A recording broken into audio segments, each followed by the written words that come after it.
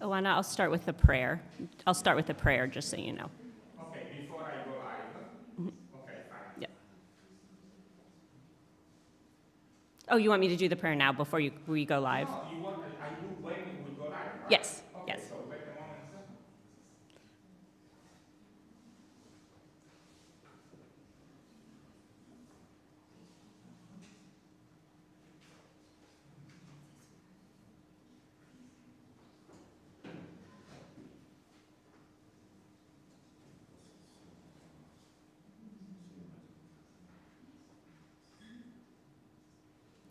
Welcome back, everyone, to our third day of this marathon conference. That's been extremely worthwhile. And we're going to start with a prayer. In the name of the Father, and of the Son, and of the Holy Spirit, amen. Hail Mary, full of grace, the Lord is with thee. Blessed art thou among women, and blessed is the fruit of thy womb, Jesus. Holy Mary, Mother of God, pray for us sinners, now and at the hour of our death. Amen. Our Lady, seat of wisdom, pray for us. In the name of the Father, Son, and the Holy Spirit. Amen. My name is Angela Franks from St. John Seminary in Boston, and I'm very pleased to be the moderator for this morning's session. And we'll be looking at case studies, and in this panel, we'll be speaking about the beauty of chastity, cultural and legal pressures to change church teaching on contraception. So we're very pleased for our keynote to have Oana Gotzia, who is from Romania, and she teaches at the Sacred Heart Seminary in Detroit. She earned her STL and STD from the Pontifical John Paul II Institute in Rome and has published in Italian a book on her topic today, The Beauty of Chastity. So, Oana, we're glad to have you. Thank you very much. It is an honor to be invited to speak at this conference, and I'm sorry I cannot be there in person. I would also like to thank Jane Adolph and my colleague Bob Fastigi for organizing such an efficient and in such a fast way the conference. I would also like to greet and express my warm greetings to Monsignor Melina, Don Livio, to Professor Michael Wallstein, where I also studied in Austria under his guidance at the ITI, Professor Jose Granados, Dr. Janet Smith, Father Peter Ryan, Dr. Matthew Levering, and all the other friends and participants present there in Rome or online. Speaking about the virtue of chastity today goes against all the post-pandemic trends invading our culture, as we have recently seen with the aggressive promotion of the sexualization of children through different movies and ads. Just to take a couple of examples, for example, the Netflix movie Cuties and the very recently Balenciaga ads. And through the aggressive push to insert pornography material into the school books in the US and in Europe, as well as the promotion of pornography consumption during the pandemic, when accessibility to pornographic websites became free, leading to an increase of 42 billion views on Pornhub, a kind of pacifier to numb the consciences of people at the time of the lockdowns. So why is chastity one of the most attacked virtues today? And why would the church not just cease to promote it for couples today?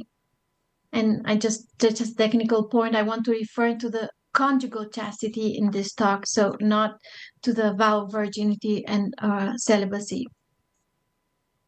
Why does the church as a mother and a teacher cannot stop proclaiming this virtue?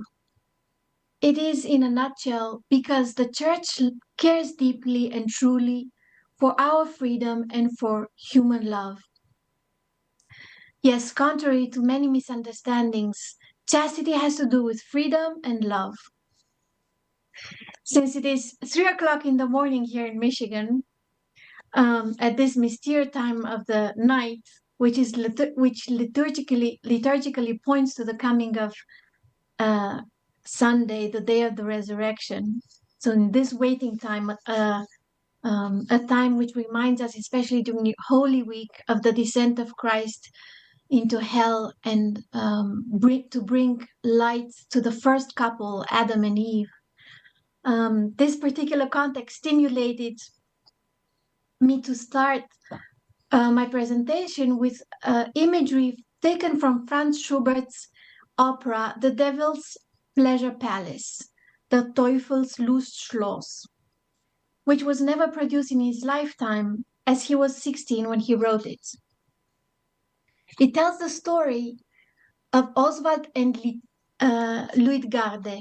As you know, Oswald is penniless, but they still get married in secret, even though through her father, a nobleman, even though her father, nobleman, is furious for this financial mismatch. They are banished to the Black Forest.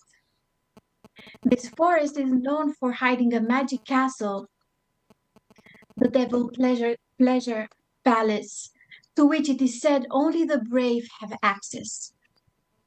Oswald goes there to test his bravery, but all of a sudden, all the fleshly delights, beautiful women, food, music, etc., present themselves and surround him with their alluring charms, trying to seduce him. He resists them to a certain point, but then, since these enticements keep multiplying, he almost starts to give in. And on the verge of collapsing in the arms of these temptations, his wife, Luitgarde, comes to his rescue. With his eyes focused on her loving gaze, he regains his inner strength and rejects the allures of the devil's palace. That same moment, the palace disappears, since it was nothing but an illusion created by his father-in-law, who put him through all manner of trials in an effort to test his character and his worthiness for his daughter. What we can take from this is that Oswald is awakened by Luitgarde's gaze of love, so clearly different than what surrounds him in that moment, so resplendent in its beauty, depth, and quality, that it brings him to his senses, freeing his heart and thus allowing him to regain access to the depth of his heart, where he can recognize what he really desires from life. I think that kids, young people, and couples today not only still have that same deep thirst for this kind of love, but even more evidently so, there is a propitious disenchantment with all the counterfeits of love in our culture, prophesied in Humane Vitae and dramatically fulfilled today. Surrogate loves, which can, yes, momentarily blur one's inner moral perceptions, can never offer him what they truly look for. Jason Everett, who speaks on chastity in hundreds of schools around the US, often speaks about how attentive the kids are when listening and how much they long for someone to show them what true love is and where to find it. Some of them are so addicted to porn that they are actually disgusted with it, since it is deeply, deeply alienating. Despite their own disgust, they don't even know the way out of this habit, nor do they know the way towards someone with whom they can have a meaningful relationship. They don't actually know the way back to what they intuit and interiorly recognize as already written in their hearts, a love that embraces not just bits and pieces, but the whole person. So I want to make the first main point, the counterfeit love or the shipwreck promise. The endless visual stimulation, explicit sexual images which imbue apps and all the media today may make the youth think that perhaps there is no mystery, nothing left to know about sexuality, that it is not already understood. But is this so? This fascination is not without some ambiguity, however. If the beauty of bodies does not open a horizon, if it is not inscribed in the search for meaning proper to the human heart, it deeply disappoints, like a shipwrecked promise or a dull beauty, incapable of moving, as Plotinus would say. Man's gaze seeks in the bodily beauty of the other the possibility of a deep relationship, an access way to the person for whom he or she was made. Roger Scruton states in his book Beauty that the capacity to see the beauty of the human body is strongly rooted in the way our eyes see the other person's body. And I quote Scruton: there is a distinction, familiar to all of us, between an interest in a person's body and an interest in a person as embodied, a person as embodied. A body is an assemblage of body parts. An embodied person is a free being, though revealed in the flesh. When we speak of a beautiful human body, we are referring to the beautiful embodiment of a person and not to a body considered merely as such. End of quote. Our eyes, however, can also tend to destroy the mystery of the other, eclipsing the person through the approach of his or her body. Think of the fragmentary vision porn offers, not allowing that individuality of the body to shine forth, but transforming it into a merchandise of pleasure. And I quote Scruton again: when the eclipse of the person of his body is deliberately produced, we talk of obscenity. The obscene gesture is one that puts the body on display as pure body, so destroying the experience of embodiment. Those thoughts suggest something important about physical beauty. The distinctive beauty of the human body derives from its nature as embodiment.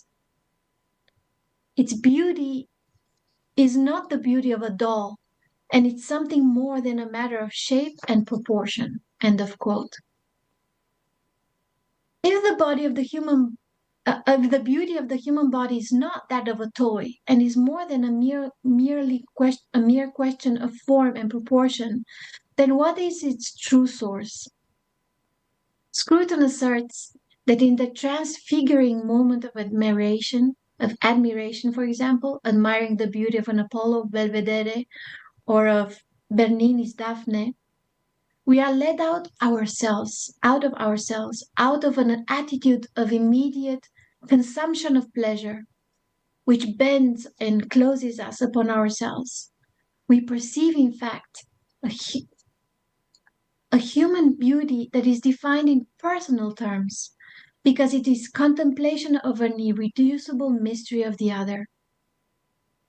If we seek a pleasure that lasts, that does not vanish in the instant, in reality we seek nothing other than the joy of being with the person of the beloved, since only the pleasure that arises as the fruit of this personal bond of love can fill our hearts.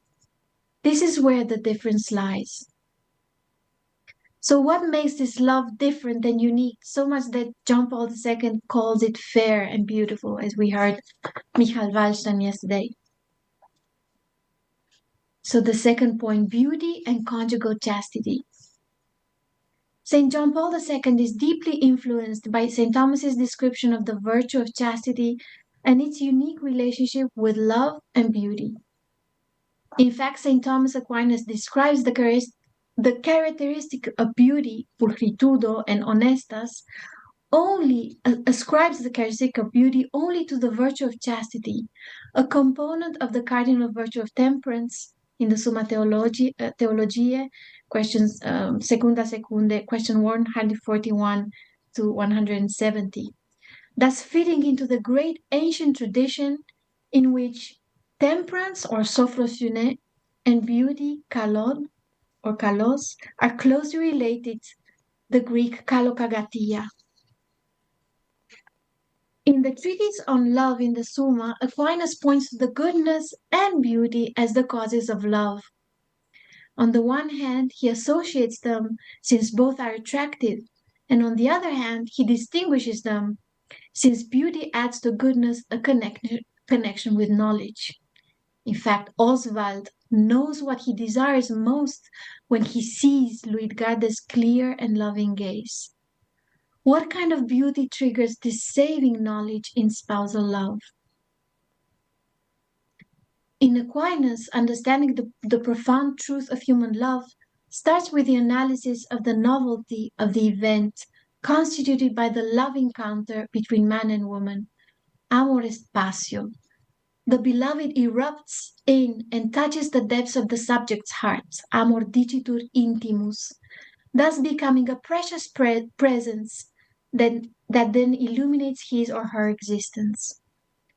Each one of us can relate to this original experience of being enriched in a fundamental way, an irrevocable way, by the impact of the presence of the beloved, which the presence of the beloved has upon us. The experience of love in its richness awakens different dynamisms in man and woman, their affectivity and intellect, together with their sensitivity and corporeality. And each of these dimensions is important and connected in a proportionate way, proportio, since each one brings a specific richness to human love. So the integritas.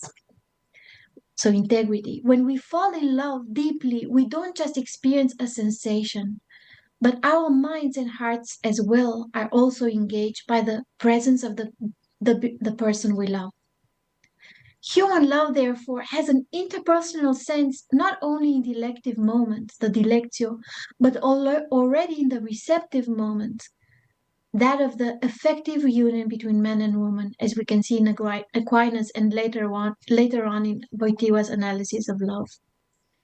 The effective union generates an effective harmony between the two lovers and allows for their presence in each other's hearts, not just to endure but to blossom.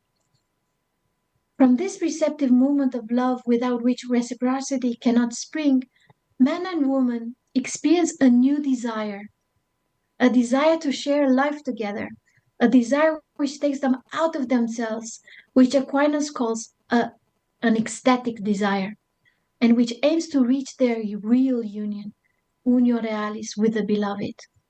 As we can see, true love is never static. It requires a response. It requires a mutual interest and intentional choice to make the other flourish in all that makes him unique in his identity. This is why for Aquinas, this response to the presence of the beloved, the dilectio, means nothing but to reciprocately choose the other as an end. Amatum simpliciter et per se amatur, as worthy of guiding, so the other as an end, as worthy of guiding my emotions, my thoughts, my desires towards a deep relationship with him, and also toward all the goods that nourish and strengthen this personal communion. Bonum aliqui vele.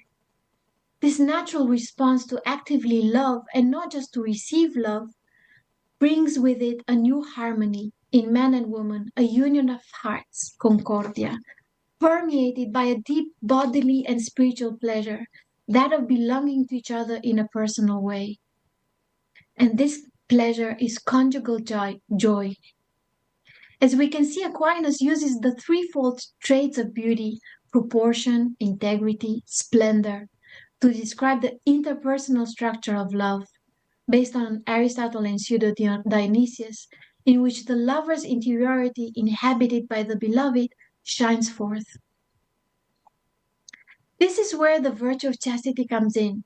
We all desire to know and possess not just the instant of love, but rather the art of loving.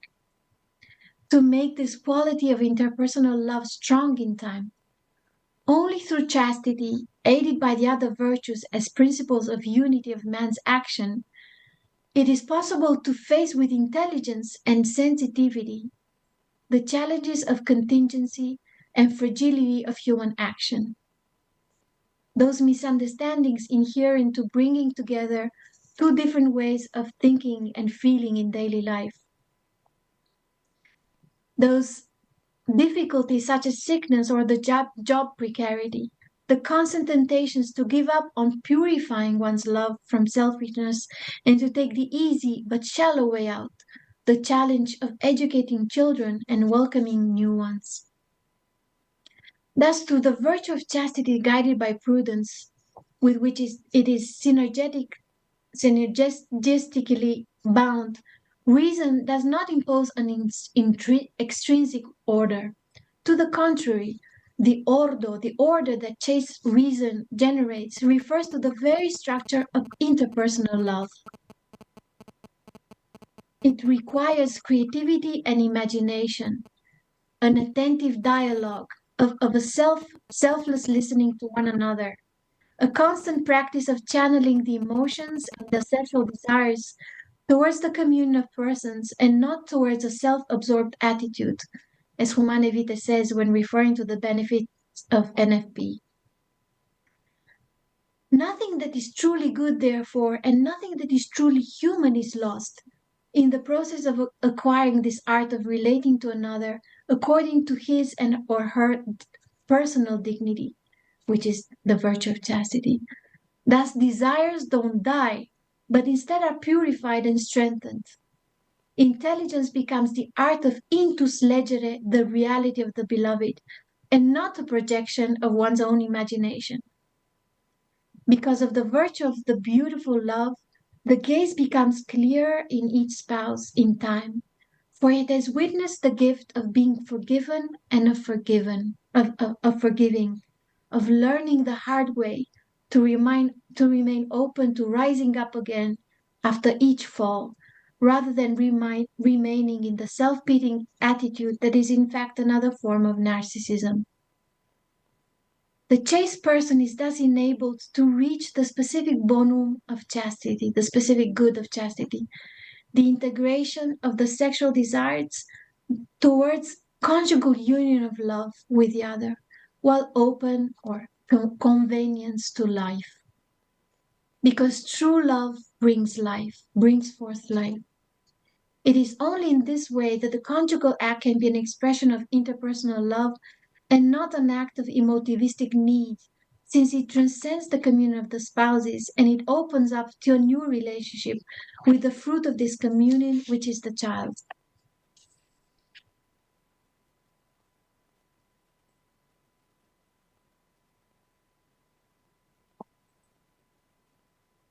I would like to refer to the fact that it is, and I quote here, Monsignor Melina, who criticizes the impure look, right? The depersonalizing look. So I'm starting the quote. Only if there is a pure look which does not reduce the other person to an object to enjoy or to use, is it possible to have a real encounter with him, in which his otherness is respected, generating the surprise and the continuous novelty of a relationship which does not want to deny otherness. In fact, if we think of the vice opposed to chastity, so lust, we can see that St. Thomas attributes to it moral ugliness, moral turpitude, because it creates a certain blindness of the heart and of the mind, cecitas mentis, since the beloved is no longer perceived in his or her personal dignity. Chastity is therefore because it introduces chastity is beautiful, therefore, because it introduces and allows the subject to remain permanently within a person-to-person relationship, which is the only one that is capable of offering that profound joy. Can man attain this art of loving by himself? Of course, the answer is no. We need to learn from someone with a small s, but also with someone with a capital S, how to acquire the pure gaze of love by seeing it lived out, by experiencing that love is possible. This is why the school of love is the family, where we receive precious tools to build a mature spousal love in the future. And this brings me to the third point, which is the family as the first school of the fair love. The first way for parents to educate their children in this art is to love each other as spouses.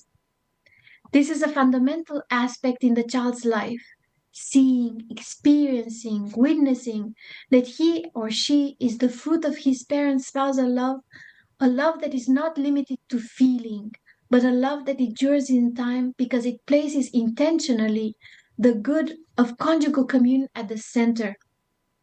The child can thus see a love that is capable of uniting, even though the differences between his and or her parents are maintained. So it's a foundation built on a rock, a love that unites within the difference. This shining truth, along with his healthy relationship with his siblings, inspires in him the confidence to approach in a serene way the otherness implied in all relationships, especially in those with the opposite sex. So brothers help sisters to understand men, and the other and sisters help brothers to not be afraid of the very different universe of women. Thus, loving one's spouse and cultivating his or her best quality is not a distraction from caring for one's children, from education, but it is in reality a secure investment in education, since the credibility of the values one wants to pass on to one's children is generated by the very life of the parents who deeply care and about growing and renewing their own bond as a couple. Manifesting an unconditional love to the child, though, is a goal to be achieved. It is not automatic. In order to offer and edify such a quality of their bond with their children, MacIntyre proposes an enlightening model to parents. He says it is useful for them to consider the model of parents of disabled children. For the Scottish philosopher, it is in the utmost fragility and dependence on parents by the disabled child that the true parental love manifests itself. This love is not focused on or animated by the expectation of advantage or retributive retributive reward on the child's part. Nor does this love focus solely on the qualities or performance of the child, nor does it cease to be offered, so the love, because of the mistakes the child makes.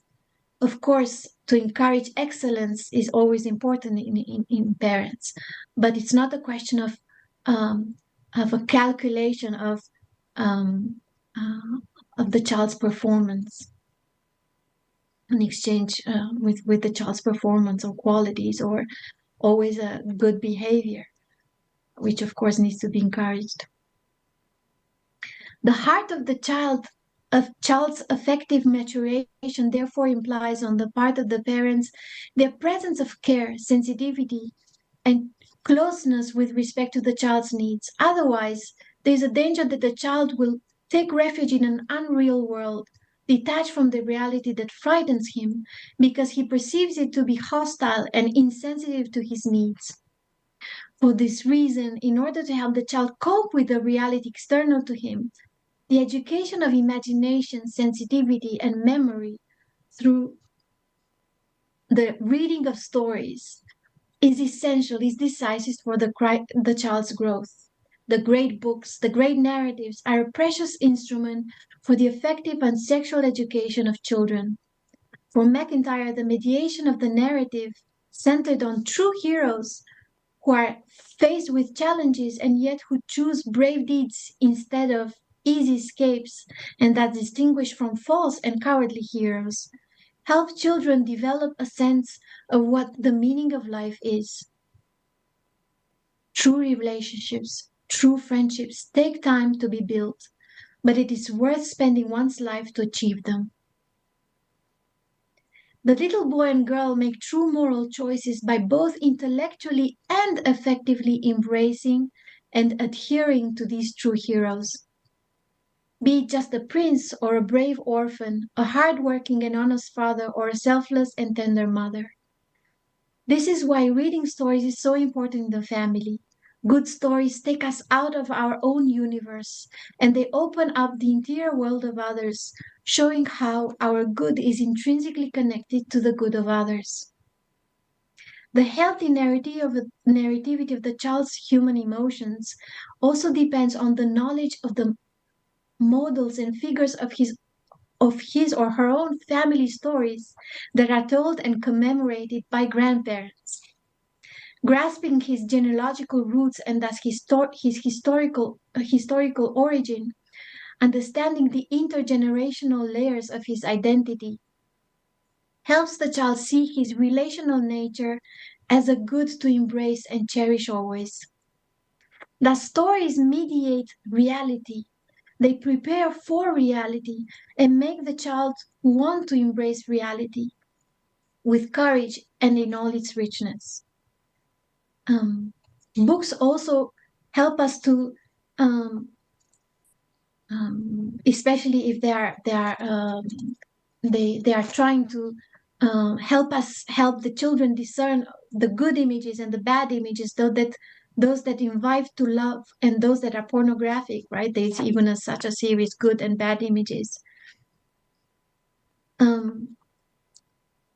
These books are a resource for education, a precious resource. That's why the motivistic culture also attacks these great classical stories through the many twists, which turn heroes into ambiguous characters and transform evil into a diluted, harmless character, blurring for the child the salutary differences between good and evil, which help him develop a moral sense. So there's a true, explicit, deliberate attack to change these stories, to change these great stories of courage and love, in order to um, to precisely darken and distort the meaning of love, the meaning of one's body and one's vocation. That is why we should never take for granted the care and the detail with which parents should choose books, movies, so that these deliberate distortions do not creep in the educational growth of the child. Education of the child's great desires means also being introduced intentionally to good practices, learning to do good for the others, starting with parents and siblings, but then also with the poor and the sick, the less able, those with different traditions and cultures. Thus, the child needs not only to be instructed about the good, but also to actually see it done and shared with others. And one of the first essential and valuable exercises in the education of the child consists in learning to give thanks for a love received, that is, to discover the gift of one's own existence as a gift from the other and from one's parents.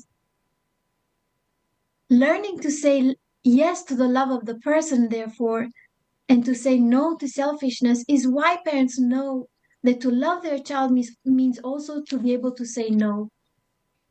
Emotivistic role models, in fact, alienate the child because they transform the family into an emotivistic refuge, as Gabrielle Marcel would put it, instead of a school for socialization, for learning to take responsibility within the larger community. Through this education of desire, the little boy and girl also comes to understand naturally the meaning of their sexuality, meaning as intrinsically connected to the gift of self. By learning to wait for small things, they learn to wait and work for great friendships to be built and great loves to be conquered. For both St. Thomas and Wojtyła, the education of desire implies, therefore, an education to modesty, and in not just the way we dress. In Italian, the word is pudore, in Latin, verecundia. In English, sometimes it's translated shame, but I think it's more than just a negative meaning of being ashamed of one's body. It's not a reaction rooted in a self-deprecating complex. Modesty is an effective reaction which shows that only the gaze of true love can correspond to the dignity of our sexuated body. It is the sign of an acquired self-respect which can only be obtained because the boy or the little girl has been loved for their own sake within the family. Cultivating modesty in the family shows that love is the only proper gesture towards one's body. And anything short of that, anything that reduces the dignity of the body, is actually an attack on the person itself. The commodification of the human body through the pornographic pandemic can only be fought with intentional cultivation of one's dignity as a person created for true love in marriage. And we can see this in the statistics which show that those relationships in which there's no premarital sex, so which wait for marriage in order for sexuality to reach its full meaning, so the gift of self, those relationships actually last in time and have a lesser degree of divorce. How important is today for fathers to teach and witness to their little girls that they are made for a true and great love, and also how to teach them to recognize counterfeit loves, to teach them that being asked by a boyfriend to send nude selfies is actually a sign of cowardice, since it avoids the courage and maturity to build true friendships which lead to great marriages. How important for parents to actually teach the art of loving instead of taking the easy way out and providing the children contraception, expecting them actually to fail because um, this is expected of them, right? It's inevitable. That's how they sometimes view it. So many girls today don't even know that they have a fertility cycle because of this habit of taking contraception and being introduced to it by her own parents. How important is today to have strong fathers who witness to their sons that to be a good man is not just to be a male. True manhood is attained when boys learn to care for another and to take on responsibility for the destiny of the other. Great men are capable of great loves because they have learned to employ their strength for something constructive, something that endures in time. I'm talking here especially of the fatherly model because it is so much under attack today by the toxic masculinity trend, which is pushed by the radical feminism, as if a woman can manifest her value and uniqueness only by ridiculing the man. What a lie! What a distortion of the heart of the woman! Because a woman's heart longs for a complementarity that does not efface otherness, but nourishes the individuality of the other out of love and out of care. So, how much good the family can do to prepare the kids for the adventure of love and thus to attain its mission in the church. And my last point is the fullness of the beauty of chaste love is rooted in eternity. But the family can become what is called to be a school of communion of love only when it knows that it is nourished and it remains rooted in a filial love with its origin, the communal person in God Himself. The spouses learn to love with an integral love because they have first received such a love from the divine source itself. They learn not to despair and not to give in to the pleasures of the devil's palace because they know it is an empty promise, an illusion. They have experienced through the grace of their marriage that only the gaze of true love, rooted in divine love, can awaken them from the deadly prison of the counterfeit loves that surround them.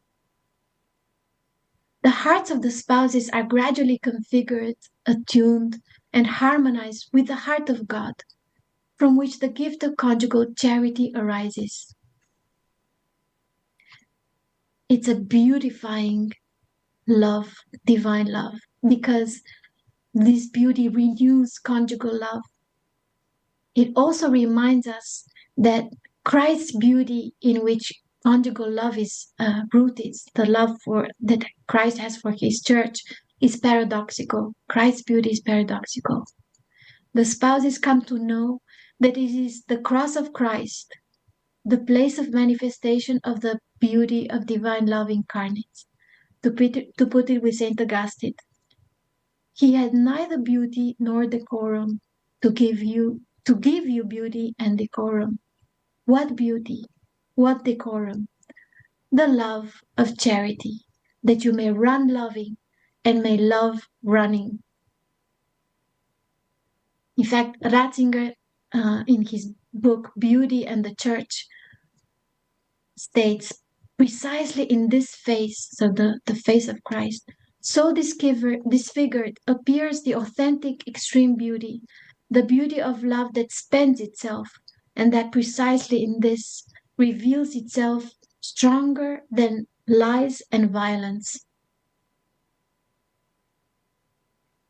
To conclude, we can see here that to give witness in such a way to children of a love that spends itself through the cross, but through uh, guided by the hope which springs from the cross, we can see that beauty attracts because it makes us transcend. Transcend where?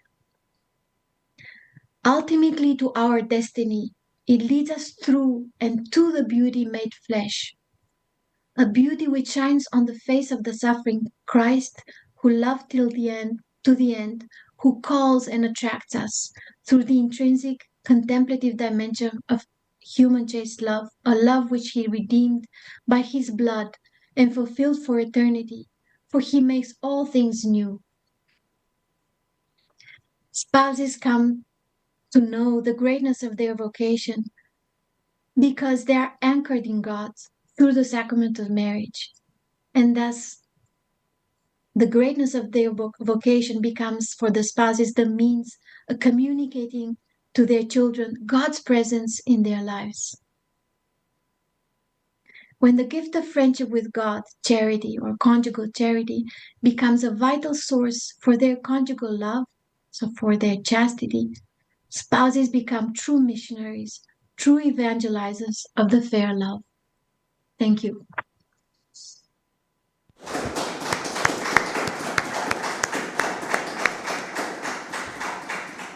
Thank you very much, Oana. That was truly beautiful. Thank you for your contribution. We will, in a few hours, have a discussion, and so we'll be very happy if you can join us, though we understand if you cannot. And at this point, we're going to turn to Mary Eberstadt, who's going to be speaking to us through video. Mary Eberstadt holds the Panula Chair in Christian Culture at the Catholic Information Center in Washington, D.C., and is Senior Research Fellow at the Faith and Reason Institute. And she is the author of several books of nonfiction and one book of fiction, in fact, which was very good. I'm very happy to note that she has now a revised version of her really wonderful book, Adam and Eve After the Pill, which came out in 2012 originally, and now we have a revised version coming out, and so I encourage you all to look that up because that will be a really great help. So at this point, we have the video.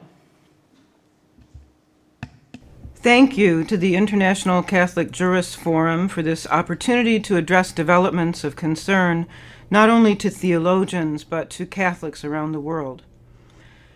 Everyone knows that church teaching concerning sex and marriage and family can be difficult. Certainly no woman would ever say otherwise, especially not one who has been blessed, as many of us at this conference have been blessed, with marriage and family and children. Everyone also knows how powerful is the desire to be liked and to enjoy the good opinion of others, rather than their mockery or opprobrium. No matter where one stands, in or outside the church, we are joined by common longings, among which the longing for approval by the outside world is doubtless an underestimated and relevant force. At the same time, Christians also know that we were warned from the earliest days that the rules governing this new culture would be strict. The disciples themselves complained that the teachings of Jesus on marriage and family were hard. Today, as for 2,000 years, many wish these teachings were otherwise. Some even profess that hard teachings must ipso facto be wrong teachings. Our conference here, conceived in fellowship and charity, is in part a response to those people who wish that church teachings were other than what they are. Unlike most of those present here, I am not a theologian. What follows is not about theology, but about empiricism. We will consider essential, verifiable, and overlooked facts relevant to the question of whether the church should capitulate to the sexual revolution. For talk of changing church teaching is about exactly that. These facts we will review are drawn from history, sociology, and other academic disciplines.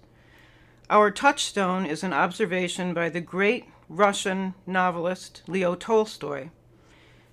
In 1990, speaking not as a novelist, but as a journalist sent to describe a terrible scene, Tolstoy observed, quote, "We cannot pretend that we don't know this. We are not ostriches. We cannot believe that if we do not look, there will not be what we do not wish to see," unquote. This brings us to the first set of facts that bear on the question of change. People who speak of change in the context of the church are saying more precisely that the church should make its peace with the sexual revolution, living alongside it and accommodating it via theological exceptions. There are two immediate problems with this view. The first is its reductiveness. It risks shrinking the body of Christ into factions that collude with one another for personal sexual gain.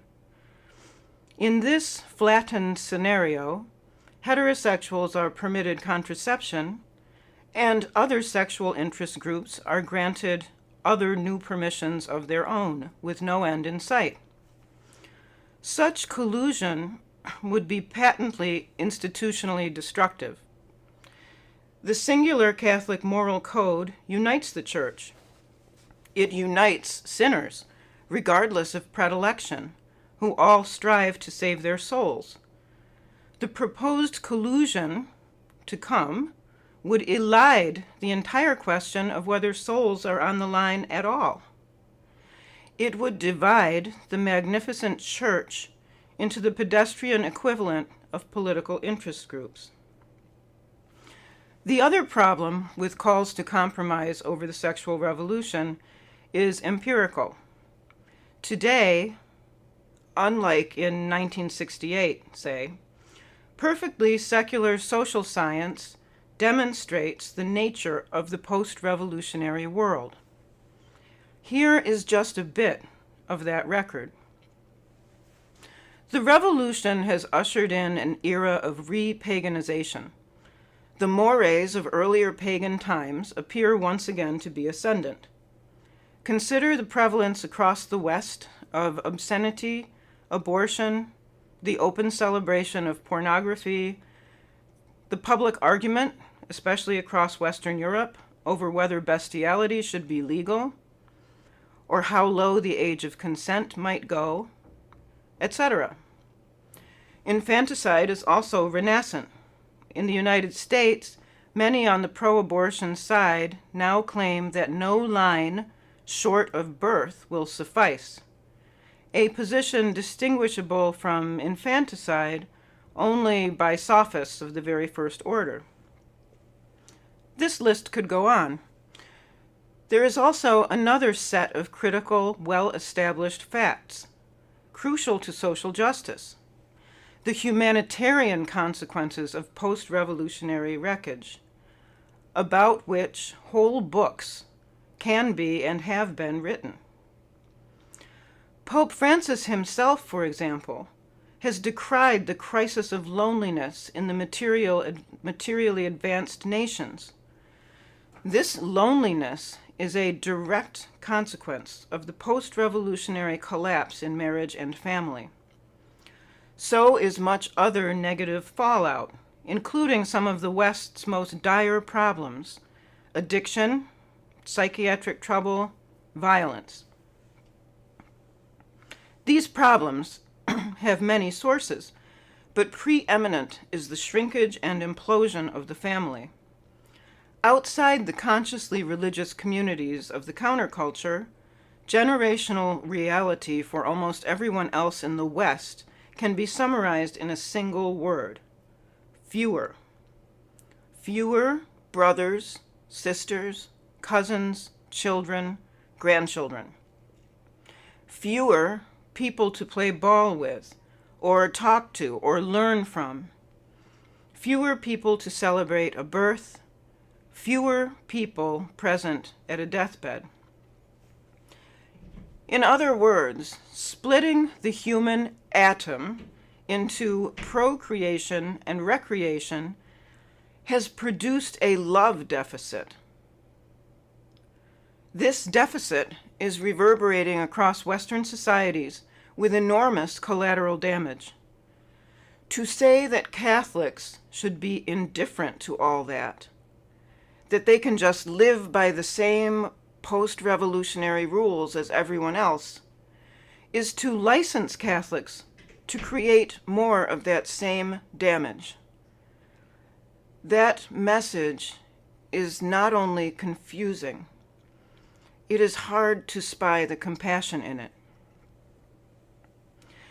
This brings us to a second set of facts that we can no longer pretend not to know.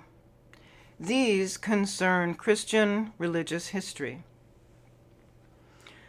Albert Einstein defined insanity as, quote, doing the same thing over and over and expecting different results, unquote. The experiment that is being urged, tacitly but eventfully, on the Church is not new. It has in fact been run many times before. In each case, the result has been assisted religious suicide, or more precisely, religious suicide assisted by leaders who longed to paint a kinder, gentler face on Christianity, only to face institutional collapse. Until very recently, just under a century ago, all of Christianity, even divided Christianity, upheld the proscription against artificial contraception. Not until the Lambeth Conference of 1930 was that unity shattered by the subsequently famous Resolution 15, in which the Anglicans called for exceptions to the rule in certain difficult, carefully delineated marital and only marital circumstances. The Anglicans' radical change amounted to the same idea being floated today, that such cases would be minor and merciful exceptions to an otherwise intact theological rule. But the effort to hold the line at such scrupulously drawn borders soon proved futile. In short order, not only was birth control theologically approved in certain difficult circumstances, but soon thereafter it was accepted as the norm. Nor was that all.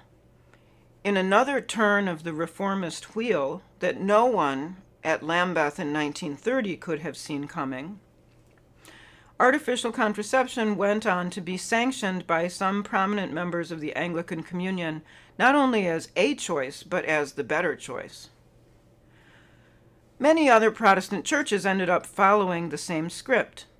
In just a few decades, contraception in those churches went from being an unfortunate option to an unremarkable option to the theoretically preferable option in some instances. The results of that historic capitulation speak for themselves. Today, the Anglican Communion is riven by threats of schism, departing parishes, diminishing funds, lawsuits, and other institutional woes that have gone hand in hand with the abandonment of dogma. The Evangelical Lutheran Church in America, the largest and most liberal of the Lutheran bodies here, faces the same fate. So does the Episcopal Church and the rest of the mainline Protestant churches, the Presbyterian Church USA, the United Church of Christ, the United Methodist Church, and the American Baptist Church. Across the board, donations are down, attendance is down, attendance of the young is down especially, and missionaries, a relevant proxy for the vibrancy of belief, are diminishing. Note that while decline and disarray have so ruthlessly visited the mainline churches of American Protestantism, more tradition-minded Protestant churches have proven comparatively robust. Note, too, that some prominent Protestants have come to rethink the question of artificial contraception, having concluded that Humanae Vitae is right after all. They are taking to heart the lessons of experience. In sum, history has left sufficient evidence to judge the outcome of that colossal experiment. It is a failure, and for more reasons than one. First, if enough people across time shrug at the injunction to be fruitful and multiply, eventually their churches will empty. Social science confirms this elementary point. Second, people who reject demanding rules also seem to come to chafe at easier ones. In the 1950s, almost half the population of the Church of England attended services on Sunday. By 2000, that figure was around 7%. By 2022, less than half the population of England and Wales now considers itself Christian.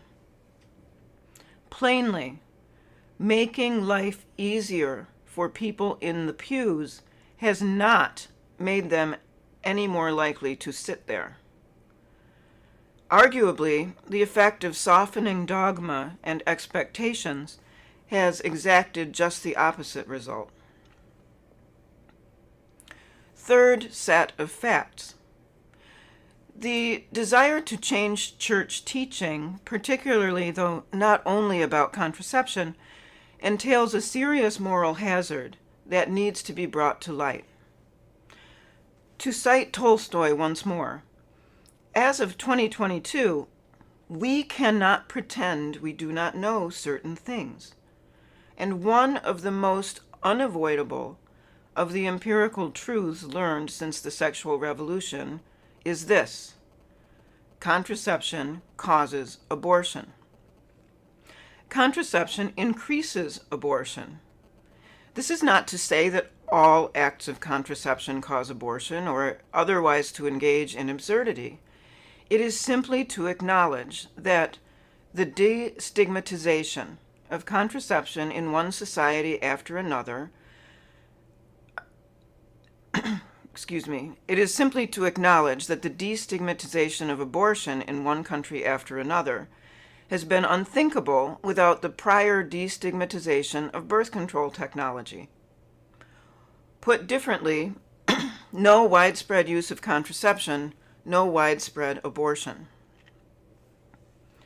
Now, when Humanae Vitae appeared in 1968, many hopeful people of goodwill believed that the opposite would happen. They promised that the adoption of reliable birth control would reduce abortion. But once more, the record since the 1960s overrules this common conjecture. Following the sexual revolution, rates of abortion, contraception, and out-of-wedlock births all skyrocketed. Why? Answers vary in social science. Some economists argue that the rise of the women's movement reduced social stigma on men for an unplanned pregnancy. Other analysts draw attention to a different dynamic. All contraceptives have a failure rate, rendering abortion the ultimate backup plan. But whatever the theoretical details, one fact looms largest. Contraception does not reduce abortion. Contraception instead makes abortion more thinkable and hence more likely. A 7-page, heavily footnoted document issued by the United States Conference of Catholic Bishops' Secretariat for Life should be mandatory reading here. It demonstrates at length that, quote, greater access to contraception does not reduce abortion, unquote. All of this creates a problem for those who would jettison Humanae Vitae, Casti Connubii, 1930, and related reiterations of ancient teachings. The problem is simple. A changed church would have blood on her hands. It was one thing to defend contraception as a moral good in 1968, before social science would document its role as a major player in the catastrophic rise of broken homes and abortion. By 2022, it is impossible to understand why anyone possessed of this same ordinary knowledge would risk complicity in bringing more such damage to the world. Advocates who seek to make contraception permissible must also explain why contributing to more abortion is also permissible. Fourth, one final set of facts about something else we know now and cannot dismiss from view. Today's pressure to change church teaching emanates from two directions. One, already noted, is the wider secularist world, which is, as indicated, trending more and more toward a neo-pagan ethos antithetical to Christianity itself, and increasingly proud of that same opposition. The other source of pressure to capitulate comes from within the church. It arises in part from shepherds who, faced with the intransigence of neo-paganizing flocks, lament that core teachings of Christianity are not well received. This desire to revise dogma based on negative votes raises two momentous questions. First is the problem of the slippery slope. If teachings are to be opened for theological retrofitting, depending on their popularity among Catholics, where will that arbitrary exercise end? By statistical measures, for example, the obligation to attend Mass every Sunday and on holy days throughout the year might also be judged not well received. Or, looking at the conspicuous consumption on display every holiday season, neither might the commandment against covetousness. This list could go on. Would these shortcomings, too, mandate the retooling of the Catechism or the Ten Commandments to make them more palatable to Catholics of today? A second point about how teachings are received is particularly pressing at this moment in time. The most auspicious post-revolutionary reality of today is not that many people dislike church teaching about sex. That is old news. No, the most auspicious and underattended reality is the opposite. It's that this teaching continues to resonate among fallen and broken people, all the more so as the stupendous wreckage of the sexual revolution piles up. Exactly as it did in ancient Rome, the tough moral code of the church continues to draw in people who cannot find reality or redemption in the repaganizing order. Some of the most vibrant parishes in the United States depend for their incredible energy on young converts, and many of these converts are themselves refugees from the revolution. Nor is the United States alone. The extraordinary recent evangelization of much of Africa and Asia continues apace, not despite the tough Christian rule book, but because those teachings about the sanctity of life and marriage resonate with those who hear them, especially for the first time. It is the increasingly barren, aged, and lonely West that is the theological outlier in the church, not the rest of it. This brings us to another critical point that must be weighed among those who long for a different church. Those same teachings are now also being reconsidered in the public square outside the church. Today, the scholarship of religious traditionalists is engaging that outside world as never before in the post-revolutionary order. Many noted books and essays have proliferated during the past decade alone, all defending exactly these same teachings and challenging the dominant secularist ethos that rejects them. Of particular note is the outpouring of work by female theologians and philosophers, some of it represented right here at this conference. Consider, by way of another example, a landmark, widely covered symposium held in Washington, D.C. in 2018 on, quote, second thoughts about the sexual revolution, unquote. This breakthrough gathering featured testimony by physicians, attorneys, therapists, and other scholars, most of them women. Many other new voices have arisen in solidarity, likewise defending the same ancient teachings. Meanwhile, and most promising of all, writers from outside religious precincts are also coming to question the legacy of the sexual revolution. And they, too, are gaining public traction. In the United Kingdom, France, and Germany, 3 such new volumes have broken out just in the last few years to become objects of vigorous public discussion. Similarly, detractors of another proscribed phenomenon, pornography, are no longer limited to the religious sphere. They now include not only people within such circles, but a lengthening list of celebrities and other secular witnesses deploring pornography. And finally, the 2022 overturning of Roe v. Wade in the United States is another step taken outside the church towards something that once seemed impossible, which is reconsideration of the legacy of the sexual revolution. These developments mark a major transition. The most forward-looking analyses emanating from today's West, secular and religious, are converging around revisionism about the revolution, not capitulation to it.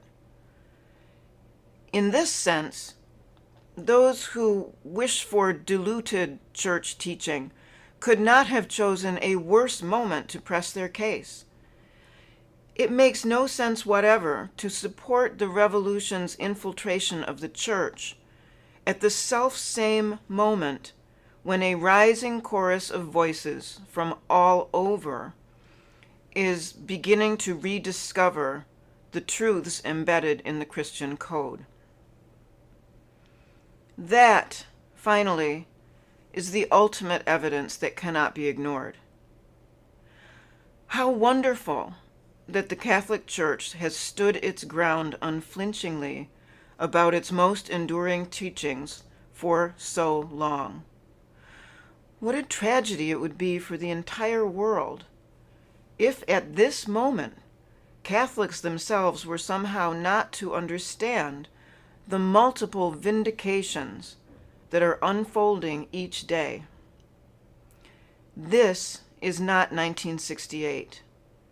This is a time when new hearings are being given to Catholic teaching. Such is the worst possible moment to drag the church backward to a time when people could not foresee the evidence that now surrounds us. That evidence exists in abundance. It points toward the preternatural wisdom of the long-standing rule book. It piles up with every passing year, and it cannot, in good faith, be ignored anymore. Thank you.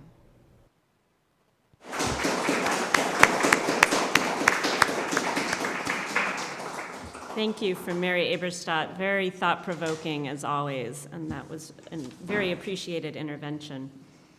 Our next speaker is Maria Federica, who's going to be speaking on personalist arguments, why contraception is wrong.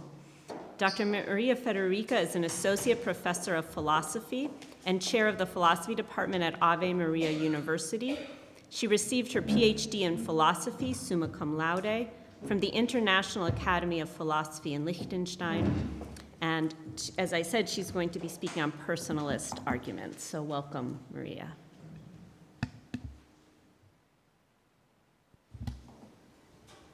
Thank you. I'm actually waiting for my text to be put up here because I gave all my material to Marissa.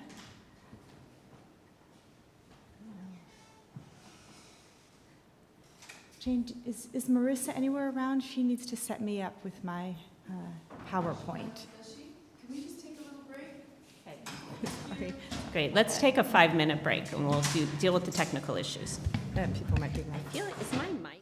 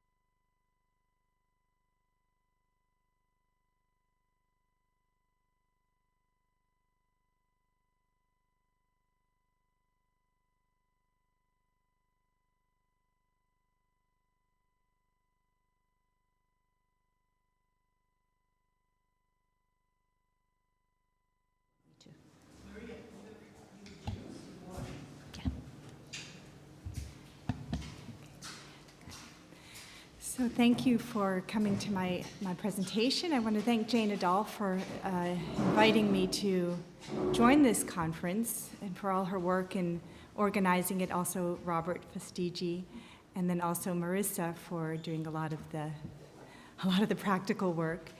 So I'm very blessed to come so late in the conference because I know that what I have to say will be deeply enriched by the presentations that came beforehand. And much of what I'm doing is presupposing it. I can't obviously fit everything into this presentation. So I'll be depending on what came before me. So as you see, my talk is defending the Church's teaching in Humanae Vitae, but just because the teachings of Humanae Vitae and Donum Vitae are so closely linked, it's by the time I'm finished defending the Church's teaching on contraception, it's almost just like a ripe fruit waiting to be picked to refer to the teaching of Donum Vitae on artificial reproduction. Now, so far, personalism has been named only in a negative connection at this conference, and that's rightly so because there are problematic personalisms. But I hope mine isn't that, and I just want to quickly, by way of apology, give you this quote of John Paul II, where he is sending out an invitation for he says, theologians and others to give the ethical grounds and the personalistic, or the biblical foundations, the ethical grounds and the personalistic reasons behind the doctrine of Humanae Vitae. So I would like to take that as also being addressed to philosophers. And John Paul himself, of course, was a personalist, so I know that I don't need to say too much here. I want to just, by way of just a few quick points, by personalism, I'm simply going to mean a philosophical approach that resists interpreting the person in terms of non-personalist realities. So that's really all. And in fact, what I hope to give in this talk is what I call a personalist metaphysics that gives, I think, another foundation to the traditional natural law theory of the Church. So John Paul II, Karol Wojtyła, in one of his essays on the subjectivity and the irreducible in man, he says the metaphysical terrain in which he's going to be giving his considerations is the traditional terrain of the person as a rational substance, being an individual of a rational substance. And that's the metaphysical terrain in which I'm working here, just to let, by way of apology. But I do want to pause and go into some of the irreducible points about the human person that I think have not been sufficiently paused over. And then, of course, I'll be referring to the language of the body, specifically with reference to intrinsically evil acts. So we're going to discover how the meanings spoken of by Paul VI are inherent to the body.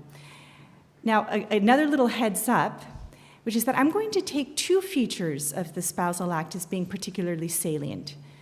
The procreative, or we could say the outer or the external, the one that is accessible to us from external observation, and another, the interior dimension of the spousal act, which is normally taken to be pleasure and is normally taken to be merely experiential. I'm going to take a different line here. I'm going to speak of the intimate character of sexuality. And it is going to be not only experiential and subjective in that sense, it's also going to turn out to be ontological. So I'm going to give you two sort of foundational quotes from my talk. The first one is from Gaudium et Spes.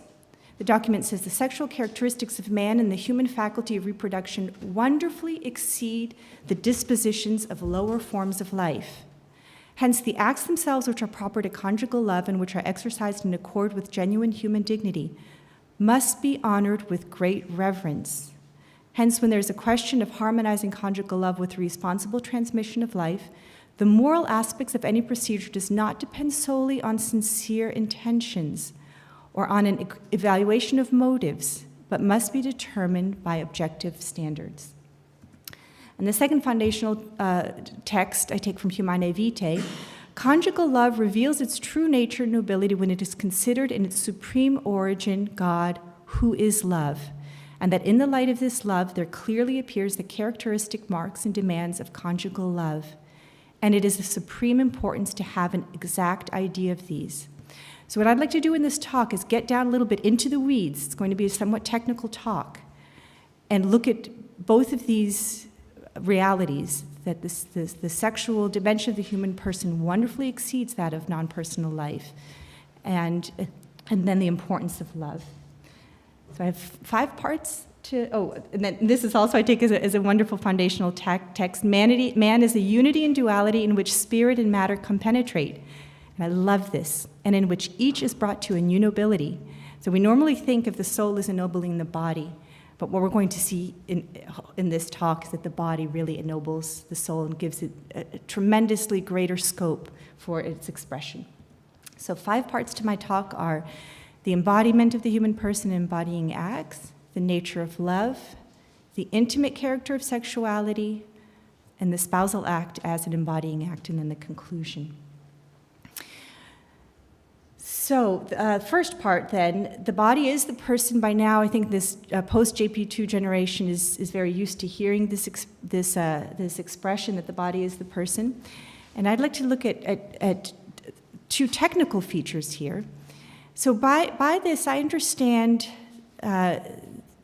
John Paul II to mean that the body possesses a kind of interior metaphysical space. So it's not sort of raw Cartesian matter, but it's also not just living matter. It actually possesses an interior metaphysical space that is fashioned to be animated by the rational soul, such that the body actually participates in the subjectivity of the person. So as Augustine calls it, the se nosse structure of the self.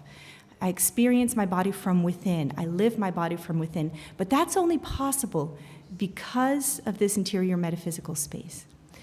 The second feature, I think, of embodiment is that the body in its feature is fashioned on the analogy of the rational soul. There's a great mystery here, so much to explore. Plato talked about this already in the 3rd book of the Republic, that by this great mystery, physical realities do contain or at least communicate and speak of spiritual realities in their very physical form. So the human body has a physical form that reflects and I would say repeats in the physical world the spiritual features of the rational soul. And so Aquinas makes much of this. He speaks of the upright posture, for example, even the fine motor skills of the hands, the sensitivity of the skin, and so forth. There's a lot we could talk about here. So John Paul II, in the first 3 audiences of the theology of the body, speaks of the way in which Adam saw the difference between himself and the animals in and through the body, by virtue of the body itself, which is a really marvelous thought. It's not through his own intellect, but through the body that he noticed this. And he says, from the very beginning, the body was marked with a visible factor of transcendence, in virtue of which man as person surpasses the visible world of living beings. So he's not a rational animal, precisely speaking, for John Paul II, at least in the theology of the body. He considers the human body as transcending the animal world. So here's another text. The analysis of the Taoist text will allow us to link man's original solitude with the awareness of the body, through which man distinguishes himself from all the animalia and separates himself from them, and through which he is a person. And then this very famous passage where he says it's the body and it alone which is capable of making visible what is invisible. And again, here there's so much. It's even the Trinitarian love ultimately ends up being made visible in and through the body. Okay, so now I want to move on to talk about embodying acts. So if we have the person as a being is embodied, we can say that there are degrees of embodiment. So it's not my topic here, but after we have the embodiment of the person as a whole, we have embodying expressions, the expressions of the face and what we call body language. And then the 3rd degree of embodiment is the level of embodying acts or actions. So similar to the way in which we talked about the embodiment of the person as having an interior metaphysical space, here now we find acts that have an interior metaphysical space, which is fashioned to be filled out or animated with an act of the Spirit. Okay?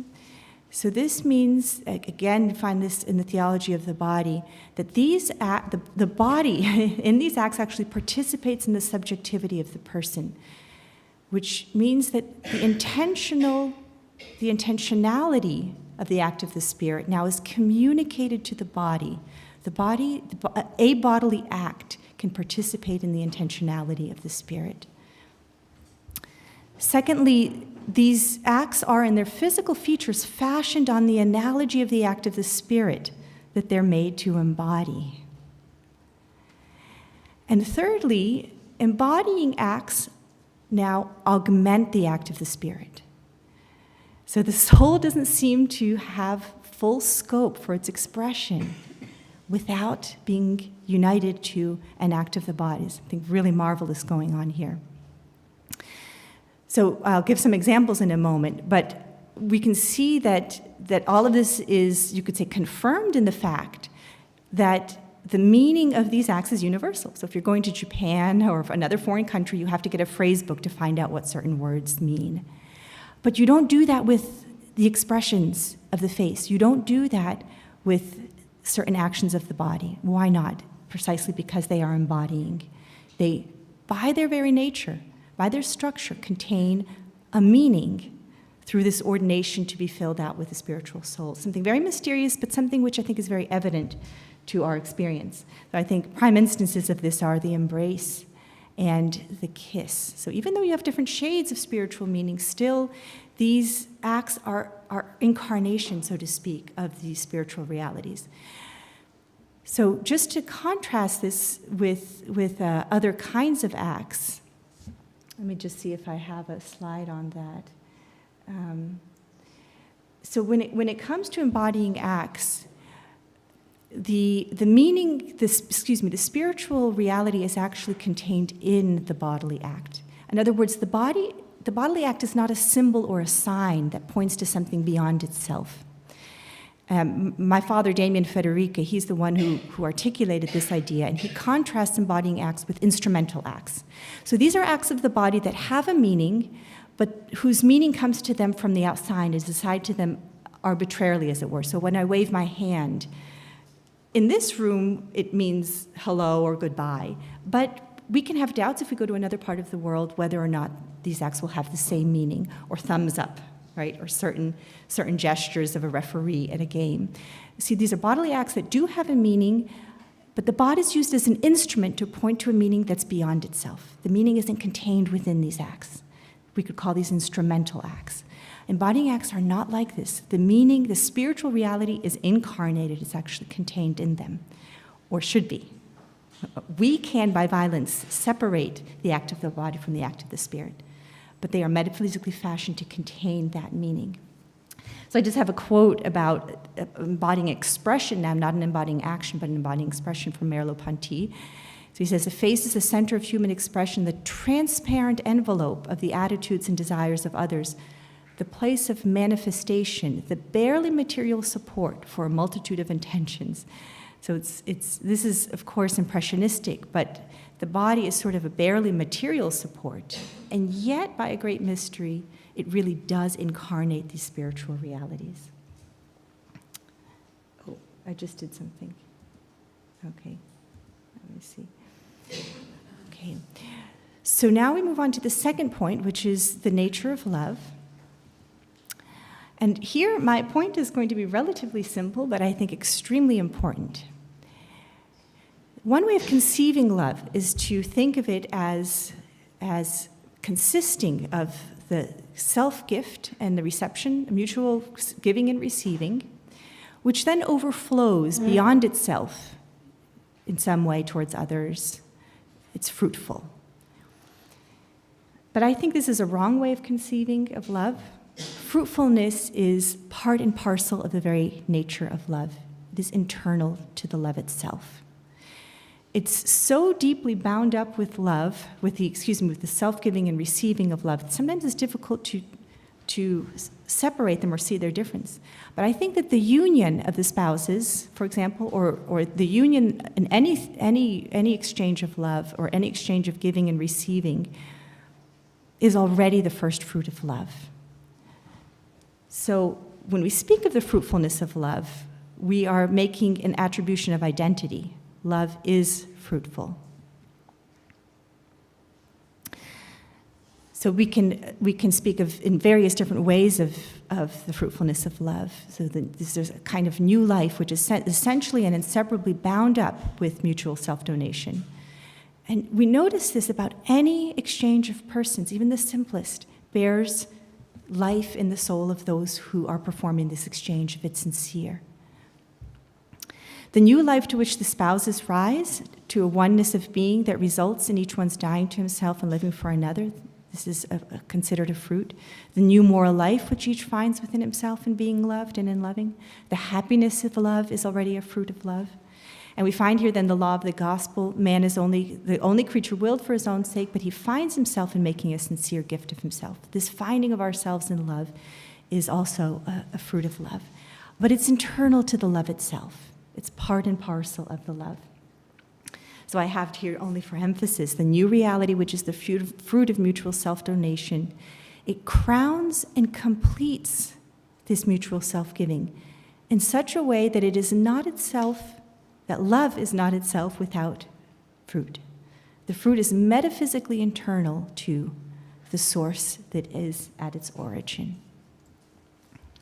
Okay, so the next cornerstone for the conclusion that I want to draw is the intimacy of human sexuality. Now, as I say, the experiential side of sex is normally taken to be pleasure. And I think that discovering another experiential dimension of sex, I think could really be a game changer, also pastorally, but also theoretically.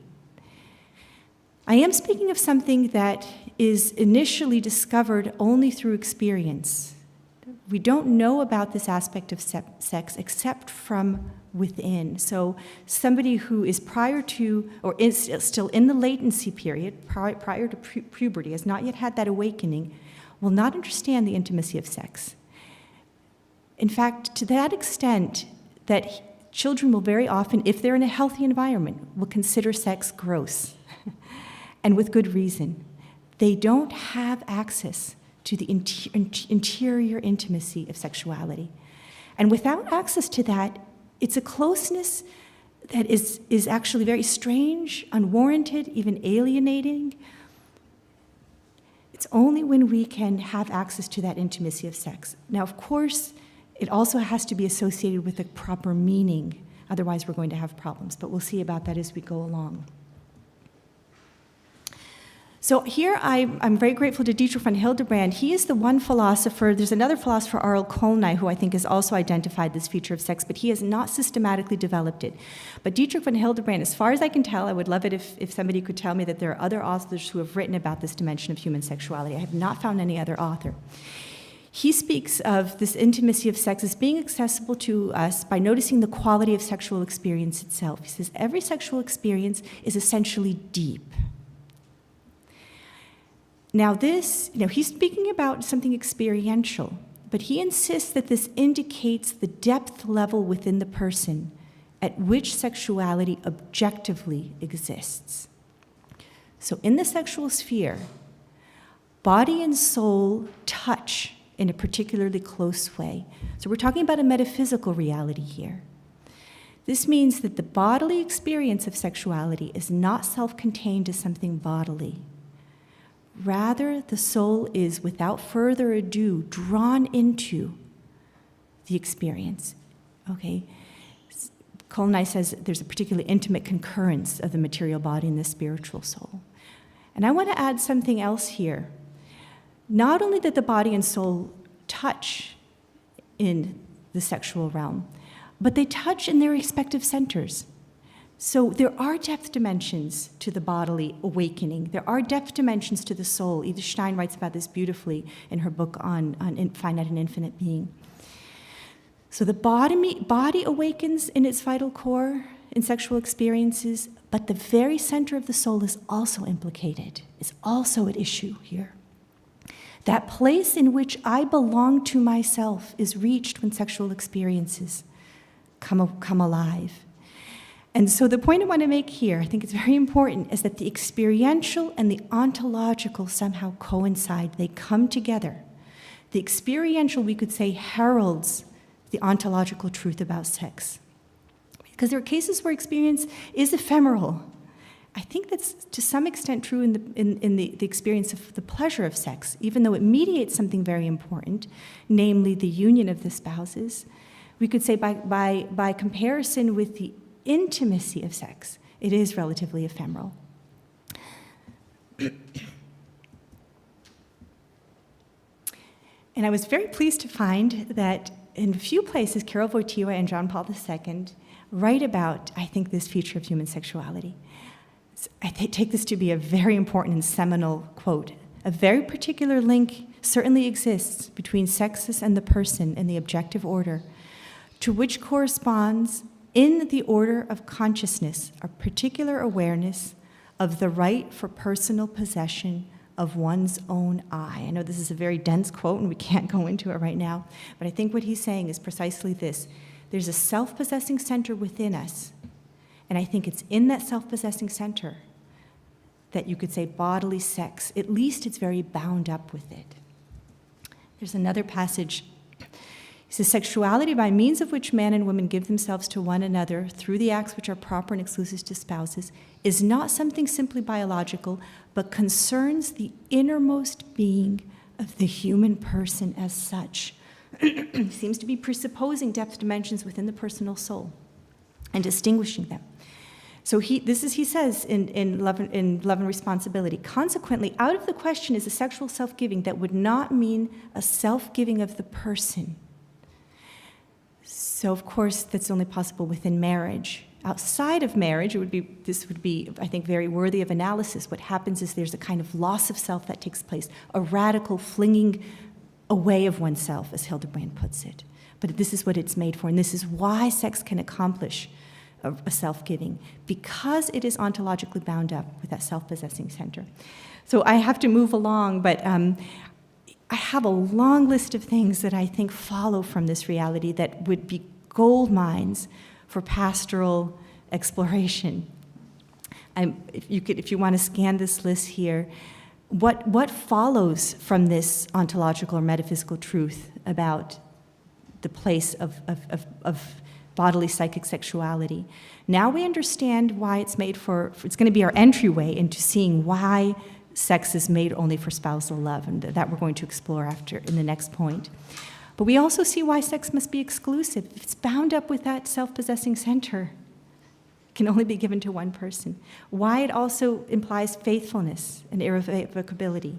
Why it's reserved for marriage, right? The body itself speaks of something that it can't fully establish. Only the will can establish permanence, but then the body speaks of it in sexuality. So, why it's necessary for a marriage to be complete. It's very interesting that impotence makes for an invalid marriage. Why? Because the implication is that the self can't be totally given without the bodily act. And look at this long list. We can't go through all of them. But why I'll just do a couple. Why the consecration of this sphere, not the vow of poverty or obedience, espouses the person to Christ. Again, very mysterious. I don't think angels enter into a bridal relationship with Christ. It only happens for the human person. And why? Because the sexual sphere is, as Hildebrand says, sealed off and handed over inviolate into the hands of Christ for him to keep. And the center of her gravity, he says, shifts to another sphere. It's the psychological center of gravity. And now we understand why. Something profound happens metaphysically. It's not just symbolic with the sealing away. We also, I think, the procreative dimension of sexuality cannot explain why abuse is so deeply harmful to the person. It's only because it intersects with the self-possessing center. I think also why the sphere has also been considered sacred and belonging to God in a special way. And if I can say so here too, I think why it's the special locus of the battlefield between God and the devil. It's very ironic that the devil he doesn't experience lust, at least not within himself. And yet, it's the primary target for him. And that's why I think that pornography also is not merely unchaste, but it is inherently diabolical. Something very, very deep is going on here. And then why also, again, pastorally, a gold mine, why those who have been wounded in their family of origin situation, in a very, very deep existential center, why they very often act out in the sexual sphere. They're not just seeking pleasure. It's bound up with that self-possessing center. Okay, so now we move on to the last cornerstone here is the spousal act now as an embodying act. In the Familiaris Consortio, John Paul II tells us that as an incarnate spirit, man is called to love in his unified totality. Love includes the human body, and the body is made a sharer in spiritual love. So let's look to see what it means that the spousal act is an embodying act. So this is really, I think, remarkable, and also, again, I would love to see this idea of embodiment taking on a technical status in the philosophical discourse. What does this mean? In the spousal act, spousal love takes on concrete outlines. Okay, we have a particular form of the masculine body and of the feminine body that embody masculinity and femininity. Now enter into an act of mutual self-donation, which has very specifically delineated gestures. Excuse me, to be a little bit explicit, but also postures and so forth. So let's look at that. It's not merely a physical behavior. It's not merely symbolic. It doesn't merely point to the love of the spouses. It incarnates that love. That means that this act possesses an interior metaphysical space that is fashioned to be filled out with an act of the spirit, with spousal love. So now the act participates in the subjectivity of the person. And there's a very striking quote, which I couldn't find, but I know it by memory, more or less, where John Paul II says, the body acts on behalf of and in the name of the person. He doesn't just mean this symbolically. Why is it? Because love now has taken on a second dimension, incarnated in the spousal act. So as we saw when we were just talking about embodied acts, generally now we see the features of the act repeat in the sphere of the bodily psychic and in the sphere of bodily behavior, the spiritual features of spousal love. And the act of the body now augments the act of the spirit. Right? In the case of the spousal act, the self-giving that was established in the vows, but only as a first step, has to be completed in and through this bodily self-giving. So the church says that the marriage is really consummated or completed in sexual self-giving. The self-giving has now been augmented in this act of the body. Why? Because, again, it intersects with that self-possessing center. And we're going to see also the second dimension of love. So the first dimension is augmented, but now the second is also the fruitfulness of love. It's augmented immeasurably, and that's, of course, going to be the conclusion that we're going to look at. Okay, so here, again, I'm going to just go very quickly through this. What are the spiritual features of spousal love that are incarnated? You can just quickly look at this. For example, the desire for union, the act of the spirit, I think, is embodied in the sexual urge, right? This is not just a physical movement of the body. It's the soul speaking through the body, inclining the spouses to one another in love. Spousal love is intimate. The sexual sphere is intimate. There's great happiness in the union of love. I think this happiness is incarnated in the pleasure, which is the medium of union. But now, for our purposes, mutual self-donation in love is, of course, spiritually fruitful. This concrete instantiation of mutual self-donation has a particular concrete fruitfulness that is proper to it, namely the coming into existence of new human life. This is revealed by the biological teleology of the act. And now we see that it's not merely biological, but it is an embodiment of one of the features of love. Right? It has its metaphysical ground in the spiritual fruitfulness of love. And now Benedict XVI, here the soul is indeed brought to a new nobility by the body. No angel can co-create, can participate with God in the creation of new human life. Only the embodied soul can. So another thing that I think is marvelously embodied in the spousal act is the fact that the creation of new human life ultimately lies in the hands of God. How is this incarnated? How is this embodied? In the fact that after the union has taken place, in a moment of hidden from the consciousness of the spouses, nature takes over, so to speak, in the moment of conception. So the conception is not directly accomplished by the spouses or by anything that the spouses freely do, but happens beyond their freedom, and it's hidden from their consciousness. So I'm going to look a little bit more at that in a moment, but I think that this can also be mined, this idea of embodiment can also be mined for chastity, understanding chastity within marriage, which I think is very, very important. So these specific gestures have been designed by God to embody this act of the Spirit. If spouses begin to stray beyond these gestures, beyond this particular form, the bodily act is vacated of its spiritual soul and it becomes an instrument in the hands of the spouses. They are now seeking pleasure. They cannot attain union if they begin to alter the physical, you could say, outlines of the act. Okay, so through this love structuring of the act, we see that the act is not generative in a straightforward way. It is generative by way of another reality, namely the union of the spouse's parents. Otherwise, the child would not be a fruit. With this presentation, I would like to anchor the child metaphysically in the unitive dimension of the spousal act. It's not only because the spouses emotionally love one another that we say the child is the fruit of their love. It's because this act embodies their love and is unitive. And I think it's true that in some way a chaste act of conception will be, you could say metaphysically speaking, more powerfully love grounding for the child. We're in mysterious territory here, but there's a lot of witness coming from children who have been conceived in vitro. They speak of an experience within their soul, of a psychological wound that has been left in them.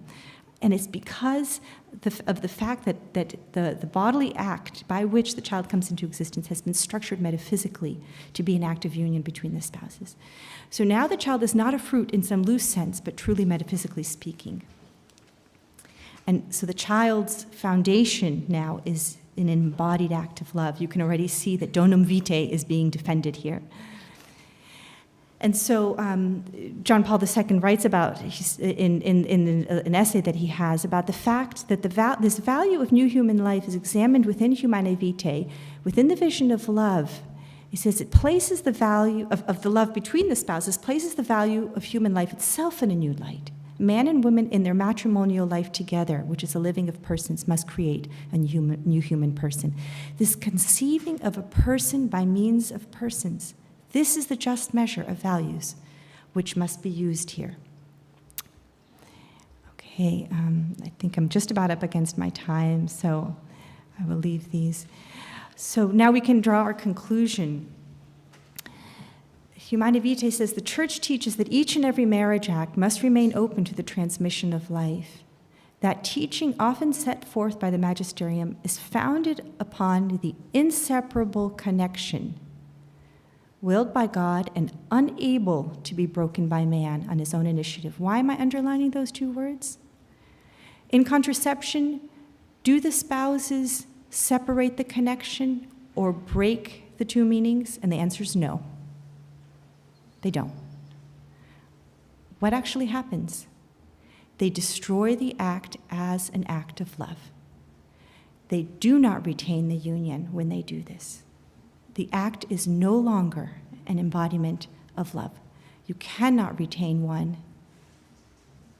and get rid of the other, or conversely, get rid of one and retain the other.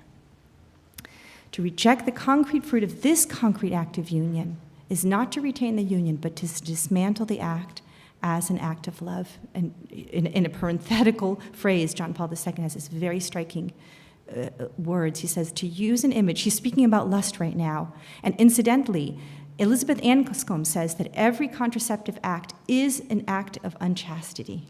Contraceptive acts are unchaste acts. To use an image, one could say that vacating the spousal act of its embodying nature tramples on the ruins of the spousal meaning of the body and of all of its subjective components.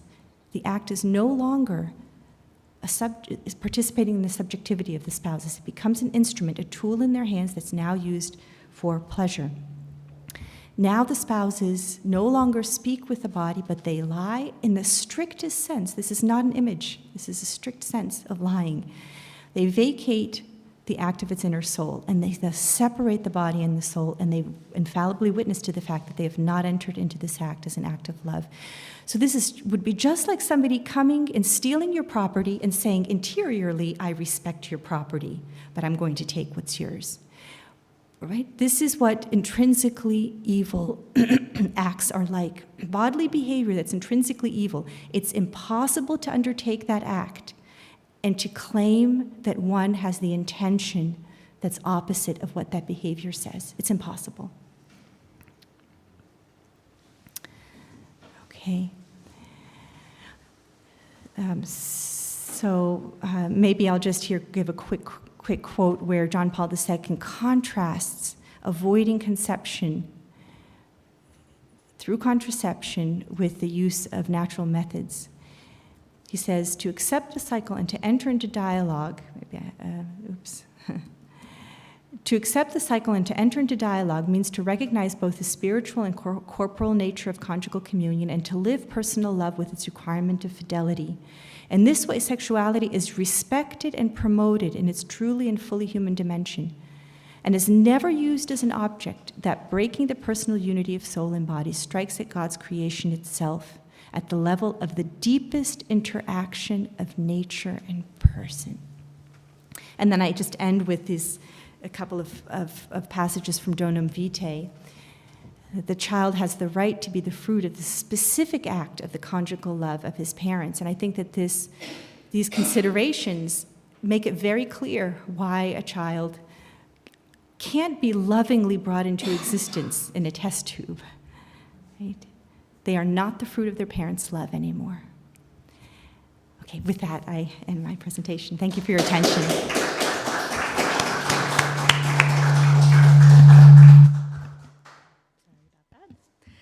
Thank you so much, Maria. That was wonderful. We will now have Teresa Notare, who is the Assistant Director for the Natural Family Planning Program at the Secretariat for Laity, Marriage, Family Life, and Youth at the United States Conference of Catholic Bishops, and she received her PhD in Catholic Church History from the Catholic University of America. And I have down as her title, Natural Family Planning versus Contraception.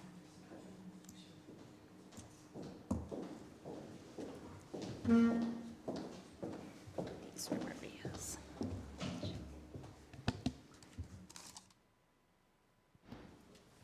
you.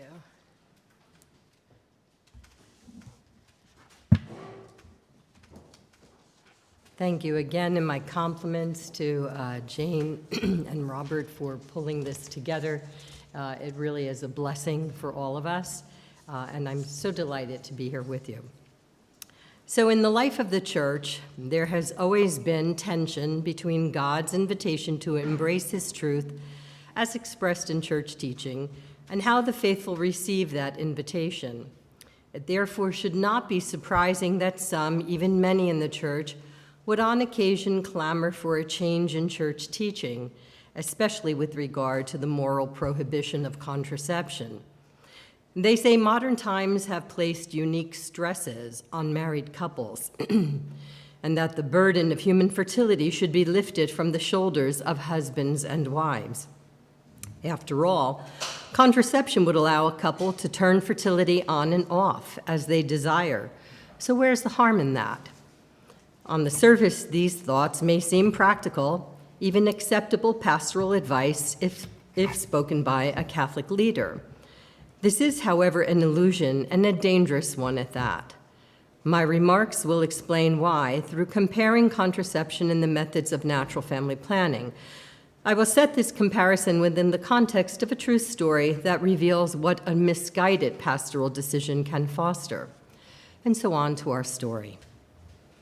On a hot August afternoon in 1930, a vote to approve a pastoral decision among a worldwide group of Anglican bishops at Lambeth Palace, the home of the Archbishop of Canterbury, initiated a revolution in Christian sexual morals. The cautiously worded Resolution 15 permitted the use of contraception in marriage for serious reasons. The decision intended to address the hard cases, to support those married couples who needed to limit births due to serious reasons, such as the physical or mental health of the wife, or economic hardships and so forth. That decision was not made lightly. In their debate, the bishops grappled with various concerns, including whether medicine can help or hinder the natural process of human fertility, and when that intervention was moral. They discussed the truth about marriage and the Christian moral tradition regarding the evil of contraceptive practices. They were aware that if they allowed contraceptive use in marriage, they would break the Christian moral tradition. And they admitted that they did not have the theological language to defend the tradition, as did the Roman Catholic Church. They also discussed other influential issues, such as eugenics, who should reproduce and who should not reproduce, the woman's question, the implications of acceptance of contraception in marriage and its effect upon youth and living a virtuous life. But in the end, the majority voted to accept the resolution. Although the intention was to help married couples, the bishop's decision had a terrible fallout. Unbeknownst to them, their qualified acceptance of contraception lent a respectable hand and gave a blessing to the key destructive messages of the then young modern sexual revolution. Namely, it is good to decouple procreation from sex, and contraception is acceptable to facilitate that decoupling. So the story of Resolution 15 represents a misguided pastoral strategy whose negative consequences were unforeseen by the well-meaning Anglican bishops of 1930. And today, Catholic clergy and lay leaders find themselves caught in a similar crossroads.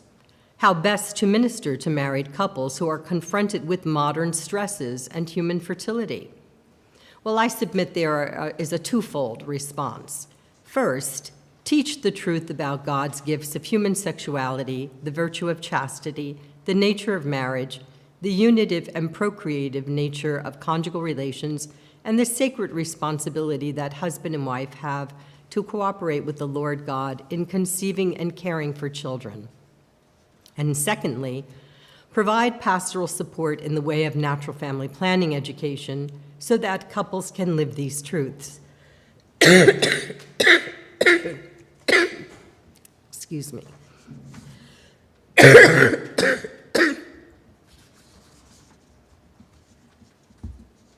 Now, the question of spacing or limiting births in marriage is a reasonable one, as the Church teaches. It is, however, critical to remind married couples that they are not the masters of the powers of life and love, to quote Paul VI in Humanae Vitae. Excuse me. Well, we'll see if I can. The lovely effects of travel and catching a cold. We'll see. If it gets worse, we'll have Angela take over. So, as I said, the question of spacing births is not the problem. It's actually a reasonable question, and church teaching agrees. But we do have to remind couples that they are not the masters of the powers of life and love, but rather the ministers of these gifts. And most Catholic couples do not understand this noble mandate. They are not aware either of the dark side of contraception or of the benefits of natural family planning, or NFP. They do not know, as the U.S. bishops wrote, excuse me again. They do not know, as the U.S. bishops wrote, that the Church's support for NFP is based on NFP's ability to respect the God-given power to love a human life into being, even when we are not actively seeking to exercise that power. Contraception does not respect these powers, and in fact, it harms God's design. So let's compare the differences between contraception and natural family planning. I will review their effects on the health of the body and the mind and human behavior. By way of conclusion, we'll address the spiritual well-being of the married couples. The differences between contraception and NFP begin with their definitions. Contraception is the title for those pharmaceutical drugs or devices that are designed to suppress or block human fertility. Such contraceptives are designed to prevent a woman's body from ovulating, as in hormonal birth control pills. Others are chemical solutions that kill sperm, or devices that block the meeting of sperm and ovum, as in the male condom or female diaphragm. Natural family planning is the title for those natural methods of family planning that assist couples to either postpone or achieve conception through education about the naturally occurring signs and symptoms of the fertile and infertile phases of the wife's menstrual cycle. In this way, couples can identify their window of fertility and either plan to avoid pregnancy by abstaining from intercourse and genital contact during the fertile phase of the woman's cycle, or target the most fertile time to attempt conception. Excuse me again. Regarding whom can use contraception, each method carries its individual recommendations. For example, a person who is allergic to latex cannot use a latex condom.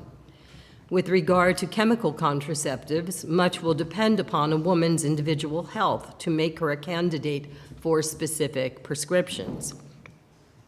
NFP methods carry no restrictions. Any woman with any type of cycle can use the method information to meet her family planning needs. In other words, she doesn't need to have regular cycles to use this information. If some women experience hard to interpret fertility signs or are in specific circumstances, such as postpartum breastfeeding or perimenopausal, additional instruction will be needed. In terms of access, in developed nations, contraceptives are readily available. They can be purchased in a store, with some requiring a physician's prescription. Other contraceptives may have to be given to patients in a medical setting. Some nations, through their public health departments, provide free or subsidized contraception. In the United States, Title X, a federal government program, provides contraception at little or no cost to low-income women. And many American insurance plans will cover physician-prescribed contraception. This ease of availability might not exist in lower middle-income nations, but interestingly, the U.S. federal government has had a commitment since 1965 to provide contraception to low-income nations through the Agency for International Development, or USAID. In addition, non-governmental organizations such as Planned Parenthood, International Planned Parenthood Federation, or the Gates Foundation subsidize contraception for low-income people, both in the U.S. as well as overseas. Access to NFP education, on the other hand, is not as easily obtained as contraception. And there continues to exist some confusion regarding what NFP is. For example, some do think that it is the calendar rhythm method, or withdrawal, or even a fertility app that claims women can identify their fertile time, which most of these apps are not accurate. In any case, NFP methods are available via the internet through an NFP provider. On-site instruction is also available and dependent upon local teachers. In the United States, for example, There are teachers in every diocese, but the number of teachers varies and can be low compared to the total Catholic population. Finally, NFP methods meet the U.S. federal requirements for insurance coverage, so medical providers can receive reimbursement, which, by the way, we just had a win this week because the federal government, through the current Biden administration, illegally took that right away from the natural family planning methods, and some good NFP providers sued the federal government to get that corrected, which we just had the win this week. With regard to effectiveness rates for pregnancy avoidance, most contraceptives are highly effective. Each contraceptive will have its rate for perfect use when the method is used correctly and consistently, and typical use when it is not used correctly and consistently. These effectiveness rates can range from 80 to 99%. Some contraceptives have extremely high effectiveness rates because they do not rely on the user's behavior, and that would take in things like contraceptive injections or the IUD. NFP methods, on the other hand, are completely reliant on user behavior. Users will have high rates of effectiveness, up to 99%, if certain conditions are met. Number one, that the couple has learned the method guidelines for pregnancy avoidance correctly from a reliable source, for example, a certified teacher or provider program online. And number two, that the couple understands the guidelines and applies them according to their family plan intention, whether they're trying to achieve or avoid a pregnancy. When these conditions are not met, NFP methods will have lower effectiveness rates similar to failure rates of barrier contraceptives. Unlike contraception, NFP methods can be highly effective in achieving pregnancy within 1 to 6 months. Without knowing the time of the fertile window, it can take about 12 months for about 85% of couples to become pregnant.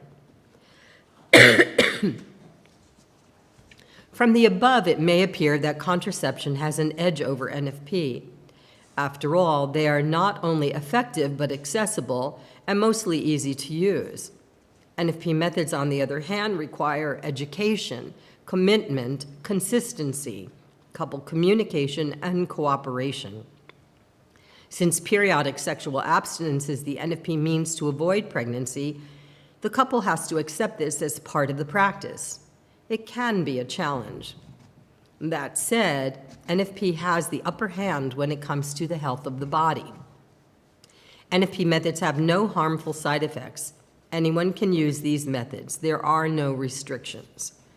The information that is typically part of an NFP methods education helps the couples to achieve fertility literacy.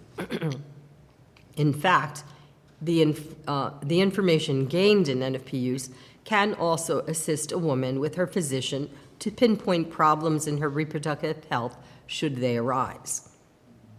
Contraception, on the other hand, does not teach its users about the human body. Instructions are typically given about how to use the device or medication. In the case of long-acting and reversible contraception, or LARCs, little information is provided to the patient except to know when to return should a negative side effect happen or receive another injection, or maybe even have something removed, as in the case of the IUD. Each contraceptive method carries its own contraindications, those reasons why certain people cannot use them safely. Each also carry negative side effects, with hormonal contraceptives for women being among the most dangerous. Chemical contraceptives reduce a woman's libido, can cause depression, and there is evidence that they change a woman's brain.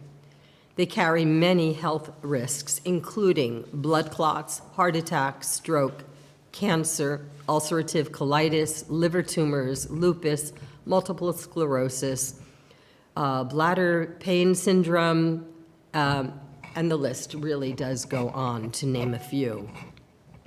So harmful are chemical contraceptives that a group of healthcare professionals and scientists in the United States submitted a citizen's petition documenting the evidence to the U.S. Food and Drug Administration.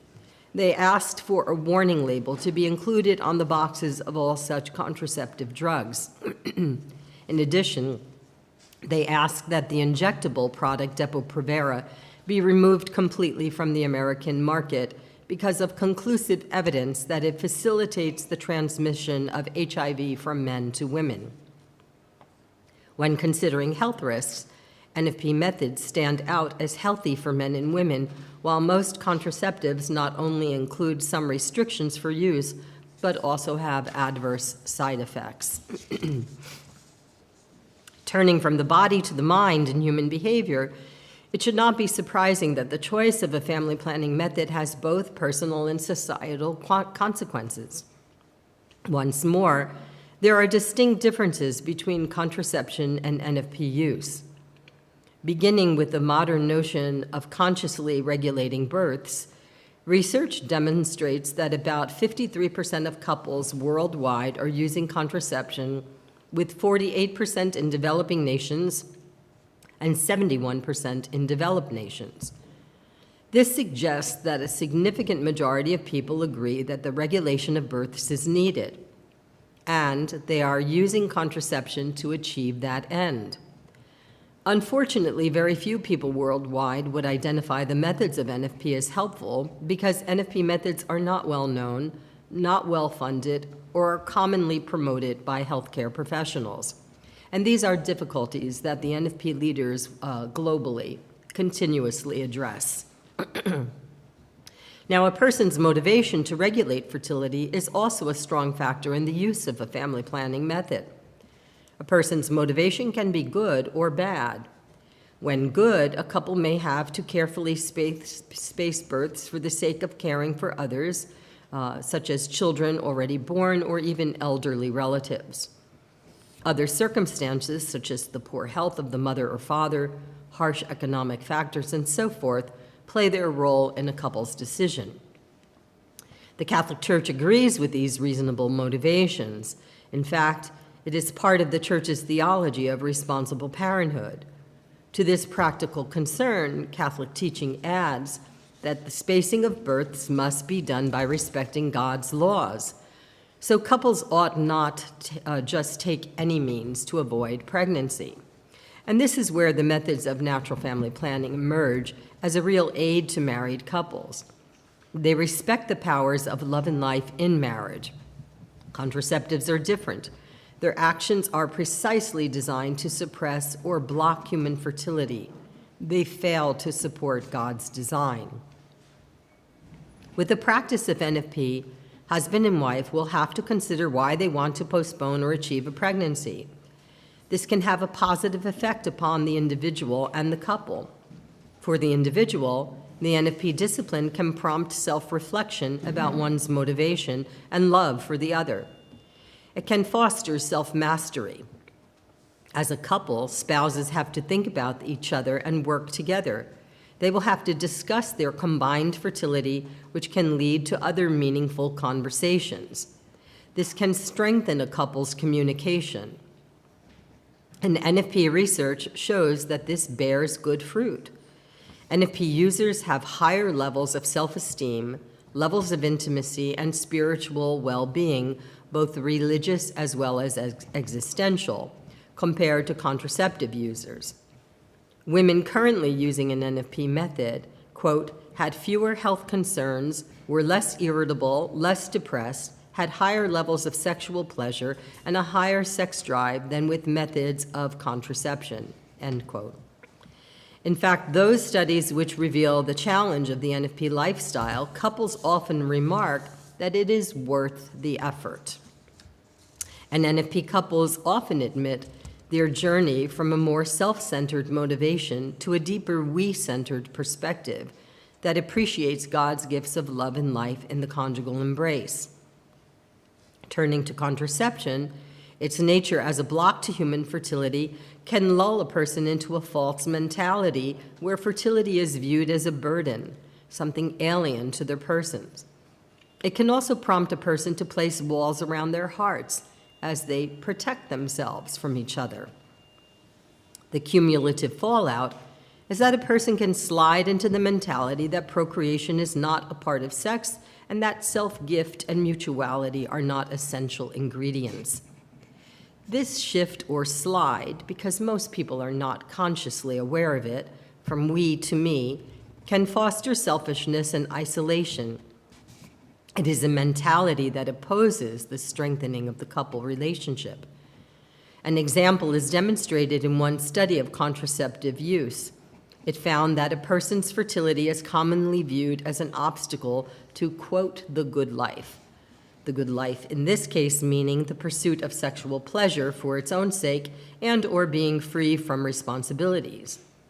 With this mindset, sexual intercourse can become the goal to fill a personal need rather than a sacred exchange of persons where mutual support and love are given and received and the gift of life can bloom.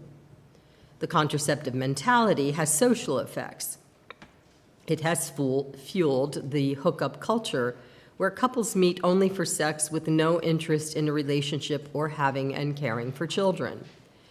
As sociologist Mark Rigneris suggests in his landmark study on the sexual behavior of contemporary Americans, this mentality has created, quote, cheap sex. Cheap sex eliminates the meaning of the nature of sex, with its power to bind a man and a woman, as well as to bring new life into the world. Cheap sex places a woman at a disadvantage since she is the one who will bear new life if the contraceptive fails, and the man wants nothing to do with the child. Cheap sex fosters emotional immaturity and places an inordinate emphasis on what Rigneris calls the genital life. This, notes Rigneris, is dangerous for both the individual and society. Cheap sex fosters more isolation rather than community. It will not make people happier and society stable. Rigneris says that the exchange relationship, best seen in the marriage between one man and one woman, is where true happiness can be found. When men and women only focus on genital sex for the sake of pleasure, they contribute to a cultural mentality that, quote, is misanthropic, anti-woman, and not sustainable. The exchange relationship, on the other hand, is old. It is deeply human. It fosters love when navigated judiciously. And it remains the historic heartbeat and the very grammar of human community and social reproduction, end quote. The above indicates that besides motivation to use a family planning method, the actual method will have a bearing on the couple's relationship. Looking at this more carefully, it can be seen that NFP use has surprising benefits. As one of the scientists who conducted foundational research on a woman's time of ovulation way back in 1934 said, there is a value to periodic sexual abstinence as a mean to manage human fertility. Dr. Kayusaku Ojino, a non-Catholic, noted that this would, quote, help a person be more open to the needs of one's spouse, end quote. And this has been validated over the years by NFP couples. NFP studies confirm that although an NFP method may take some effort to learn and can be challenging at times, especially, as I said, with regard to the use of periodic sexual abstinence as the means to avoid pregnancy, most couples are satisfied with their method and agree that it has helped their relationship. NFP couples admit to having a greater understanding of their combined fertility, a sense of increased communication, an increase in ways of expressing intimacy, and a sense of shared responsibility for family planning. Since periodic sexual abstinence is the NFP means to avoid conception, couples also say that it gives them an appreciation of sexuality and enhances their spiritual well-being as well as their sexual desire. Overall, NFP couples admit how the NFP lifestyle helps to improve their sex lives and relationships. In fact, among NFP users, it has been well known that they have lower divorce rates compared to the wider population, most of whom, it can safely be said, use contraception. To quote an NFP study, Studies using population-based samples indicate in those who ever used NFP that divorce was at significantly lower rates compared to those who never used NFP. These studies also demonstrate that regular church attendance and importance of religion are at least as strongly associated with the decreased divorce rates. Conversely, the use of contraceptives, sterilization, and abortion are all associated with an increased risk of divorce. The strength of living married love in an integrated way, as in the practice of an NFP method, where the whole person is accepted, including his or her fertility, affirms the whole person and shines a bright light on the importance of mutuality as strengthening the marital bond. As one NFP husband noted, quote, "Being in tune with your wife's cycle builds empathy and understanding. It is a unitive process, not just during the act, but in between," end quote. As already discussed, contraception does very little to enhance a couple's relationship, except to remove the fear of unwanted pregnancy or protect against some sexually transmitted infections. Its users can falsely think that fertility can easily be turned on and off. This can lead couples to delay pregnancy until it becomes too late for the woman to conceive. It can also lead a person to trust more in the methods than their bodies and partners. And when the contraceptive unexpectedly fails, it can trigger shock in its users, who are then more apt to tragically turn to abortion as backup for the failure. The bottom line with contraceptive use is that it does little to foster mutuality between a man and a woman, and it certainly opposes new life. Contraceptive sex facilitates cheap sex, where the meaning and nature of sex is greatly diminished and even twisted with its exaggerated preoccupation with the genital value and the devaluing of procreation or the family that can be created from the conjugal embrace. And one more word about the negative impact of contraception from the public or societal perspective. Recall that contraception has played the supporting role in the two central messages of the modern sexual revolution: that decoupling of procreation from sex and sex from marriage. This is a relationship, therefore, between contraceptive use and a host of negative social outcomes. And of course, we don't have time to go into all of that, but let me emphasize that because of the problem of more single women having more non-marital sex, obviously more children will be born into that situation without legally married parents, and therefore the cycle of poverty for the woman and the child will be perpetuated. And of course, in addition, the problem of low population rates below replacement level is pandemic among our developed nations as it goes. In conclusion, the evidence is clear. Contraception is associated with a host of unforeseen adverse effects for men and women and the wider society. While the methods of NFP are associated with many wholesome benefits, in the United States, scientist Richard Fearing has labored to understand the benefits of NFP, especially with regard to the couple's spiritual well-being. He has found that NFP couples have higher levels of spiritual and existential well-being than contracepting couples. That said, living a life of acceptance of one's fertility, self-gift, and wonder over the nuptial meaning of the body, and striving to become one flesh as God intended, is good for husband and wife, and as a dear friend once wrote, good theology and good science both lead to truth. Catholic teaching about contraception does not depend on scientific discoveries, medical findings, or sociology statistics. It rests on an understanding of the meaning and purpose of marriage and human sexuality, through which God continues to speak his yes to human life. Church teaching on the ethical regulation of births and marriage is true, and it is good for married couples. When spouses embrace these truths, they will see a strengthening of the relationship and a deepening of their spiritual well-being. One NFP husband captures this growth well when he says the bond between husband and wife is something that deserves to be cherished, protected, and sacrificed for, and NFP facilitates that.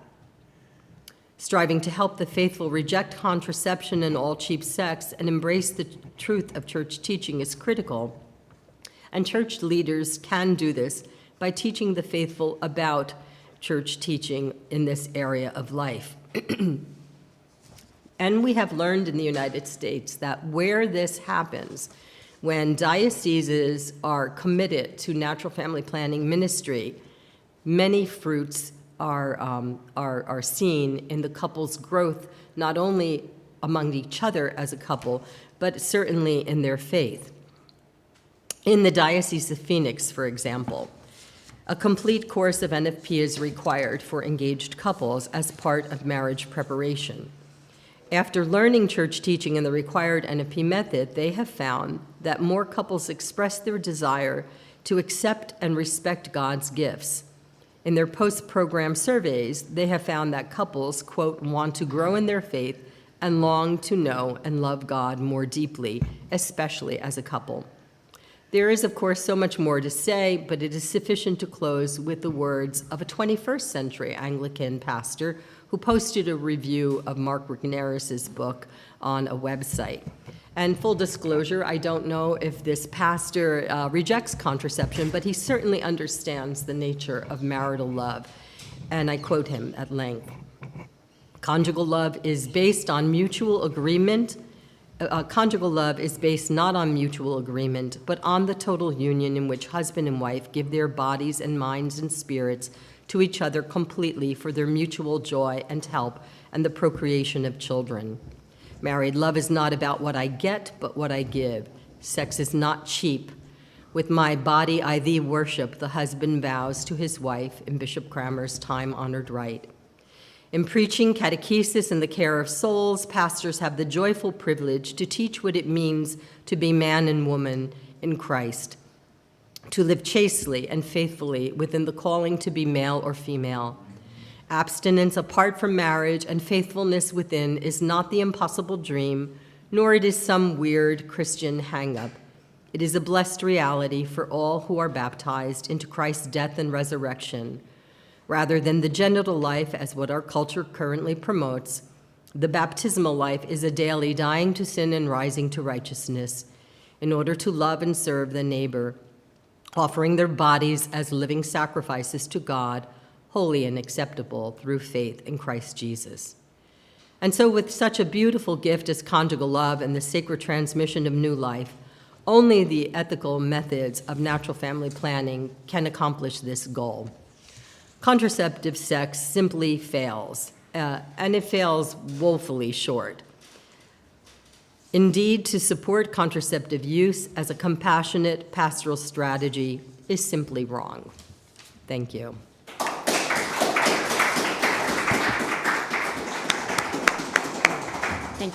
Thank you very much, Teresa. That was some heroic virtue you showed in persevering.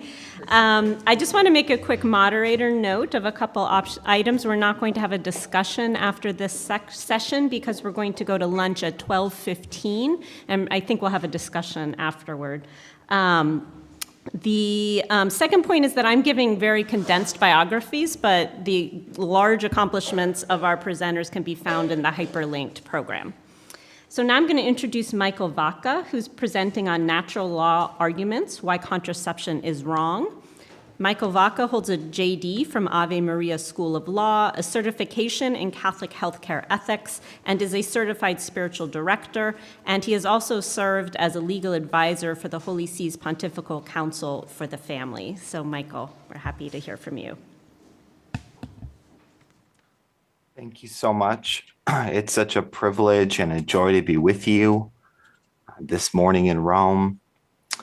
I want to thank Professor Jane Adolph, Dr. Festigi, for everything that you've done in organizing this conference and in bringing us together to glorify the Lord and to respond to this Pontifical Academy for Life document that has recently come out. The title of my talk today is I hope, a thought-provoking one, and one that will show some of the gaps that have unfortunately occurred with Catholic thinkers with applying the logic of the church, the logic of the natural moral law regarding the marital act and contraception. I just want to say that I'm blessed to be able to represent the International Catholic Jurist Forum, where I have the privilege of serving with Professor Adolphe, and also the Christ Medicus Foundation. And so the title of my talk is The Exclusion of Contraception by the Natural Moral Law, Why It Matters, and the Muddying of the Waters amongst many Catholic thinkers. The introduction is why the natural law's exclusion of contraception matters. Before embarking on a review of what nature tells us about the marital act and contraception, we may wonder in the world in which we live why it matters so much. Since the church teaches that contraception is defined as the intentional interruption of the generative act, willed either as a means or as an end, and that this said contraception or interruption of the generative act is, according to the church, intrinsically immoral. Why do we need to examine the natural moral law in connection with contraception at all? For many of us at this conference, the answer is obvious. But for many in the world, and many poorly catechized and accustomed to the modern day heresies of legalism and positivism, the answer is not at all clear to them. The reason is simple. The magisterium has been given the authority by our Lord Jesus Christ to interpret the natural moral law authoritatively. Since the natural moral law is the basis for faith and morals, which are taught infallibly by Christ through his church. And also because divine revelation itself presupposes reason and the capacity of the human person to understand and cooperate with God's perfect designs. The magisterium of the Catholic Church does not have the authority and has never had the authority to contradict the natural moral law, since the authority of the magisterium is the authority of Christ, and Christ is himself the author of the natural moral law. To assert that the magisterium could contradict the natural moral law is to say that Christ, the perfection of all good, contradicts himself, which is an absurdity. Therefore, before discussing what the natural moral law teaches us about the marital act and contraception, I want to insist in the strongest terms that even if the magisterium desired to change the church's teaching on contraception, that is absolutely impossible, because Christ never gave the magisterium the authority to contradict the natural law. And the natural law, as we shall see, categorically excludes all recourse to contraception. So the first section is what nature teaches about the marital act and contraception. So this is going to be an overview of the argument based upon the natural moral law, which excludes contraception. To understand what the natural moral law teaches about contraception, we need to understand what the natural moral law teaches about the marital act. This is because contraception is an interference with the marital act, and the marital act expresses naturally what God intends it to express. We can understand the natural moral law best in Thomistic terms, as the rational creature's participation in the eternal law. God designed the marital act to be both unitive and procreative. That is, to express the pinnacle of human love and serve as the origin of human life. The inseparable connection between the unitive and the procreative dimensions of the conjugal act is otherwise expressed as the inseparable connection between love and life. God designed the natural order to ensure that life is rooted in love, and that love is the basis of life. In theological terms, we can understand that God, who is love himself, wanted to ensure that all life is rooted in an action, the marital act, which is itself rooted in his love. Could we even conceive of a better way to protect all human life than to ensure that its very transmission is through a love modeled on God's own divine love? Not a chance. The very dignity of the human person requires that the transmission of human life be through authentic acts of love. And thus the natural moral law guards the dignity of the human person, precisely by ensuring that love is the foundation for human generation. Therefore, considering the nature of the marital act, contraception is a priori excluded. Contraception is categorically excluded from the natural moral law because in separating the unitive and procreative dimensions of the conjugal act, in disassociating love from life, what was previously the marital act is now neither loving nor fruitful. The marital act stands or falls altogether. Either it is loving and life-giving, or it is not loving and not life-giving. This, of course, does not mean that every marital action need result in children, but that the potential for children is a necessary condition for the marital act to be a genuine act of love at all. The primary reason this is not apparent to the modern world is because the marital act has been instrumentalized. This is something that Maria Federica pointed out in her personalist arguments against contraception, that this instrumentalization of the marital act has done great damage to the human person. The vain wisdom of the world imagines that human beings can have love without a commitment to life, or that we can have a commitment to life in the case of many reproductive technologies without love. But this is simply an illusion. Rights and responsibilities are, like the unitive and procreative dimensions of the conjugal act, inseparably united. The right to engage in the marital act accompanies the duty to care for, raise, and educate any resulting children.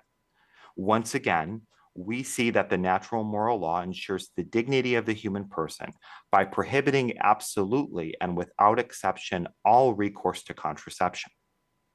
Contraception instrumentalizes the marital act by disconnecting it from its primary end, that of procreation, thus distorting its nature, which necessarily means the objectification of human persons. The husband and wife who contracept objectify each other, and their action is morally equivalent to a mutual masturbation. If a child does result from failed contraception, that child is not the fruit of the marital act, but of an action which is intrinsically egoistic and self-oriented. So that, in a summary fashion, is what we learn from the natural moral law. And certainly this is what the church teaches. The magisterium, which is the authoritative interpreter of the natural moral law, this is what Humanae Vitae teaches. This is what the documents of the church teach. The second section of this paper has to do with the muddying of the waters, a lack of integration with the natural moral law. Since the natural moral law is so clear about the nature of the marital act and the moral illicitness of all contraception, one would expect that Catholic theologians, philosophers, and bioethicists would consistently apply the same natural moral law that excludes contraception to other social issues. But this is far from being the case. In various ways and through diverse mistakes, the clear and consistent logic of the natural moral law that precludes contraception absolutely is not uniformly applied across the board. Other forms of rationality not rooted in the natural moral law itself have taken precedence and so disturbed the integrity of the moral conscience. So here I'm going to touch upon three errors that have been made by Catholic thinkers that are not consistent with the natural moral law and with the magisterium's exposition or interpretation of that moral law. The first one is embryo adoption and the neglect of the extended inseparability argument. A foundational example of the failure of Catholic theologians, philosophers, and bioethicists to apply the same natural moral law that precludes contraception is the issue of embryo adoption. Embryo adoption occurs when an egg that has already been fertilized ex utero or outside the womb is intentionally implanted in a woman's womb who is not the genetic mother of the child. Let us suppose that the woman is married. Since the action of implantation and the subsequent gestation of the child are included in procreation, and since this act of procreation does not occur through the marital act, but from the action of a physician who interposes a child from outside the marriage bond into the heart of the marriage, it is clear that embryo adoption does in fact separate the unitive and the procreative dimensions of the marital act, just like contraception does. It should therefore be excluded categorically and not even considered for use by Catholic couples. And yet, we have many Catholic theologians, philosophers, and bioethicists who defend embryo adoption and see it as an important means of building the culture of life. How do they not see that by separating embryo adoption, they are undermining the same natural moral law? How do they not see that by supporting embryo adoption, they are undermining the same natural moral law that precludes contraception? Without delving into the weeds, their argument amounts to the contention that embryo adoption does not really separate the unitive and procreative dimensions of the marital act because, they argue, the child implanted in the woman's womb has already been conceived. According to these theologians, philosophers, and ethicists, procreation is nothing more than conception. And once conception occurs outside the womb, the moral imperative of the natural moral law to never separate the unitive and procreative dimensions of the marital act no longer has moral relevance. You see, the mistake of these theologians, philosophers, and bioethicists is to reduce procreation to conception. But by reducing procreation to conception alone, they thereby exclude the formative moral, physical, and spiritual development of the child in the womb from the process of procreation. They thus distort the very nature of the marital act that is so clearly set forth by the natural moral law. So popular is this distortion of the natural moral law that those faithful theologians who defend the application of the natural moral law to embryo adoption have coined the phrase, the quote, extended inseparability argument. This means that the inseparable connection between the unitive and the procreative dimensions of the conjugal act mandated by the natural moral law does not terminate at the conception of the child, but extends to birth. The fact that many Catholic thinkers exclude such a fundamental reality as the child growing in the womb from the meaning of procreation, thus fundamentally misapplying the natural moral law, belies the idea that the natural moral law is sufficiently understood, even by many within the Church. The second example I want to give of where this being told that there's a paradigm shift, and of course we know that this can't be doctrinal, but my point here in bringing up these examples is to show that this confusion, this paradigm shift is not coming out of thin air. It's been amongst Catholic thinkers for a very long time. So after having discussed the failure of embryo adoption, I want to talk about the second example, which is something referred to as the new natural law the neglect of the perverted faculty argument and the misinterpretation of nature. As if misunderstanding the nature of procreation were not enough to confuse our understanding of the natural moral law, we also have currents of thought within the Catholic intellectual environment which go by the name of new natural law. But what is this new natural law? And why do we need a new natural law when the same natural law the church has always recognized is still morally obligatory? I understand why we need a new evangelization, but I do not understand why we need a new natural law. In short, those countries that were previously Christian have largely abandoned the Christian faith, and they need to be re-evangelized, but in a way that takes account of their previous experience with the faith.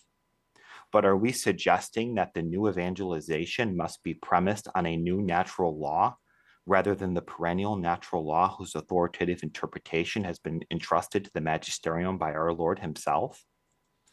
St. Paul was happy with the natural law as it was, and we should be too. Evangelization can be new because it refers to the human initiative of trying to spread the faith by creatively using the deposit of faith. But the natural moral law is not simply a human means of persuading people of the truth. The natural moral law is, as Thomas Aquinas teaches, part of God's eternal law. And so why do we need to change that which is already included in the eternal law of God himself?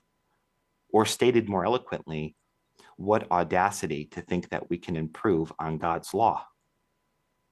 But even if it were conceded that we need a new natural moral law, a doubtful proposition, what exactly distinguishes the, quote, new natural law from the natural law of Aquinas and St. Paul?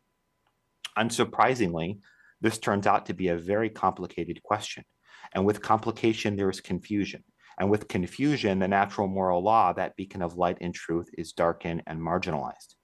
For our present purpose, which is to understand how the new natural law is premised on a misinterpretation of nature, it is sufficient to cite a prominent proponent of this novel teaching.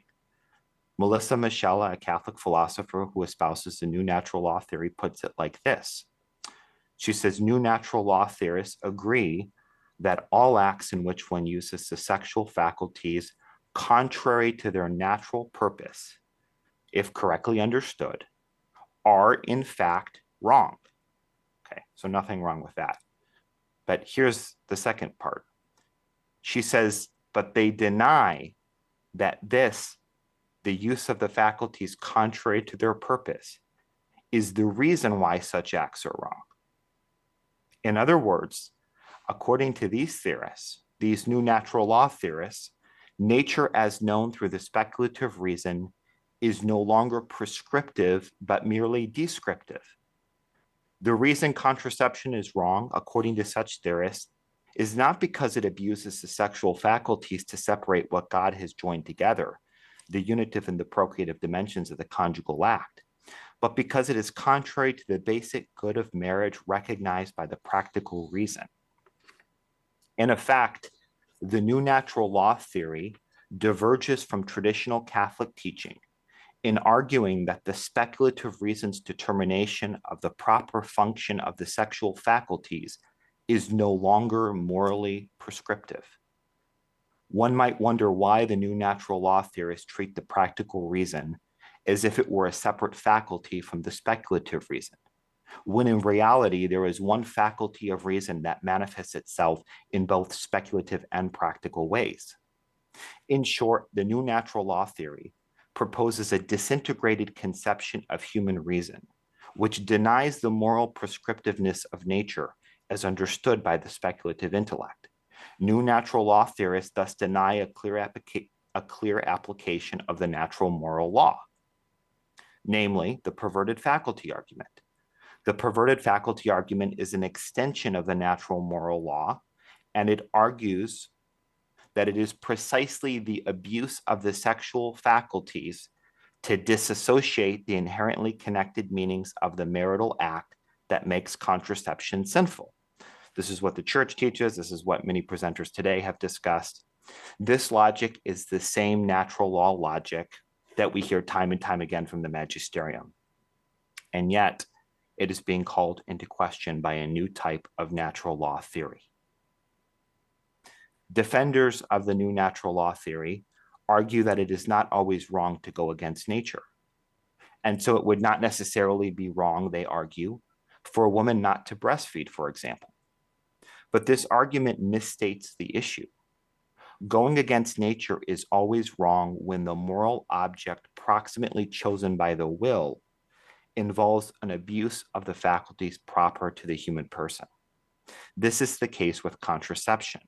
The moral object proximately chosen by the will is marital union without the possibility of procreation, and this amounts to an abuse of the sexual faculties. A woman who decides not to breastfeed does not abuse the faculty of her breasts and use it for an illicit purpose. So the analogy between contraception and breastfeeding comes to nothing at all. The fact that the new natural law calls into question the very logic of the magisterium of the Catholic Church, which authoritatively interprets the natural moral law, is cause for grave concern.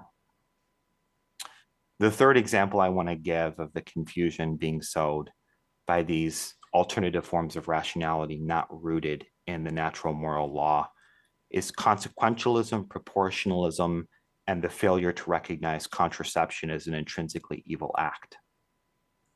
Ethical theories in conflict with Catholic teaching on the nature of mortal sin have created confusion regarding the nature of individual contraceptive acts. Consequentialism determines the morality of human actions based entirely on the consequences of that action. So under this theory, one could not claim that contraception is always intrinsically wrong. Proportionalism determines the morality of human actions based entirely on the proportion between the good and the bad effects.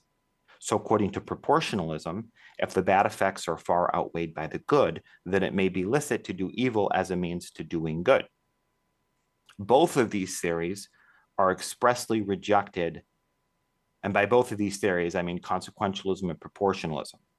They are expressly rejected by the magisterium of the Catholic Church, which teaches that certain actions are morally illicit, regardless of intention or circumstances, because the moral object proximately chosen by the will is fundamentally irreconcilable with God's will.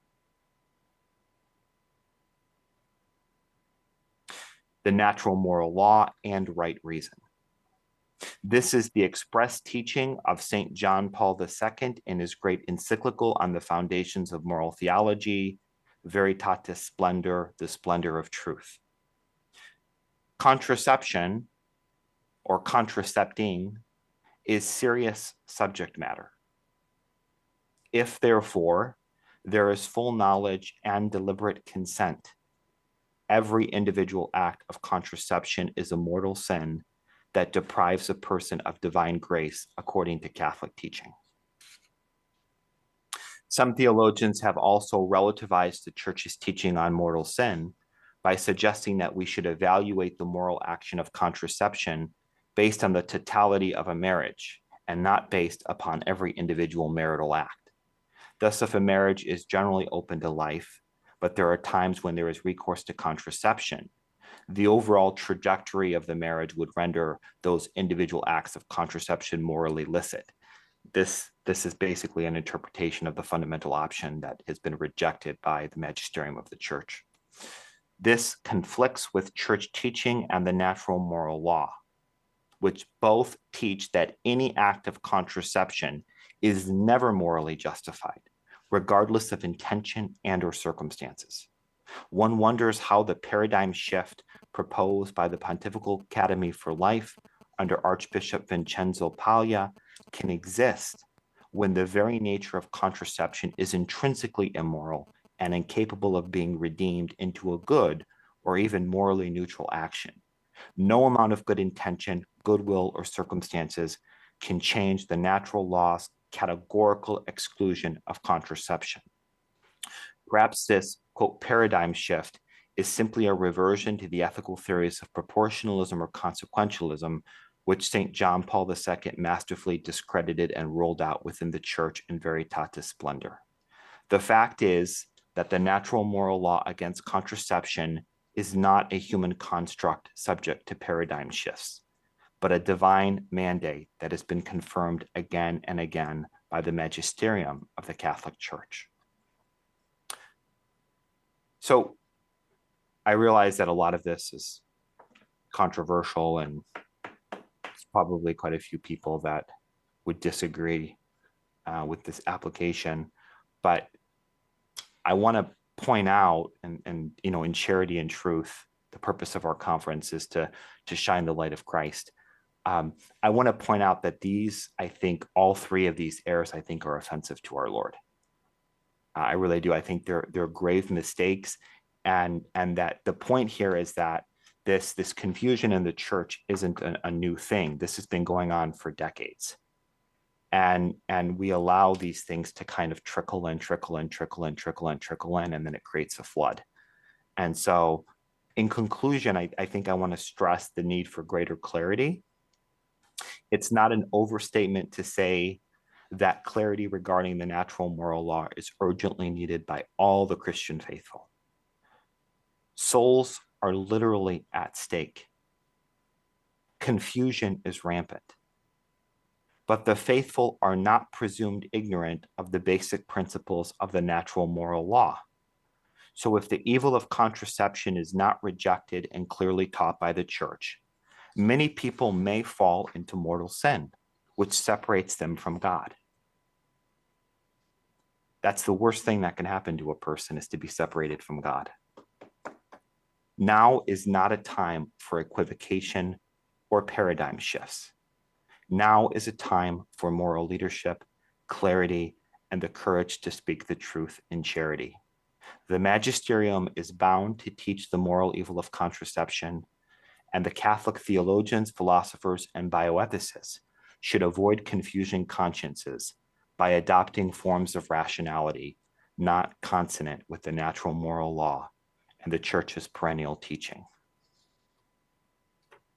I will be around, after the lunch break for discussion or any questions. And thank you so much. God bless you, and may the Lord be with you. Thank you, Michael. We will now break for lunch. So I know people want to have conversations. I encourage you to have those on the way to the lunchroom, and we'll be back here in an hour.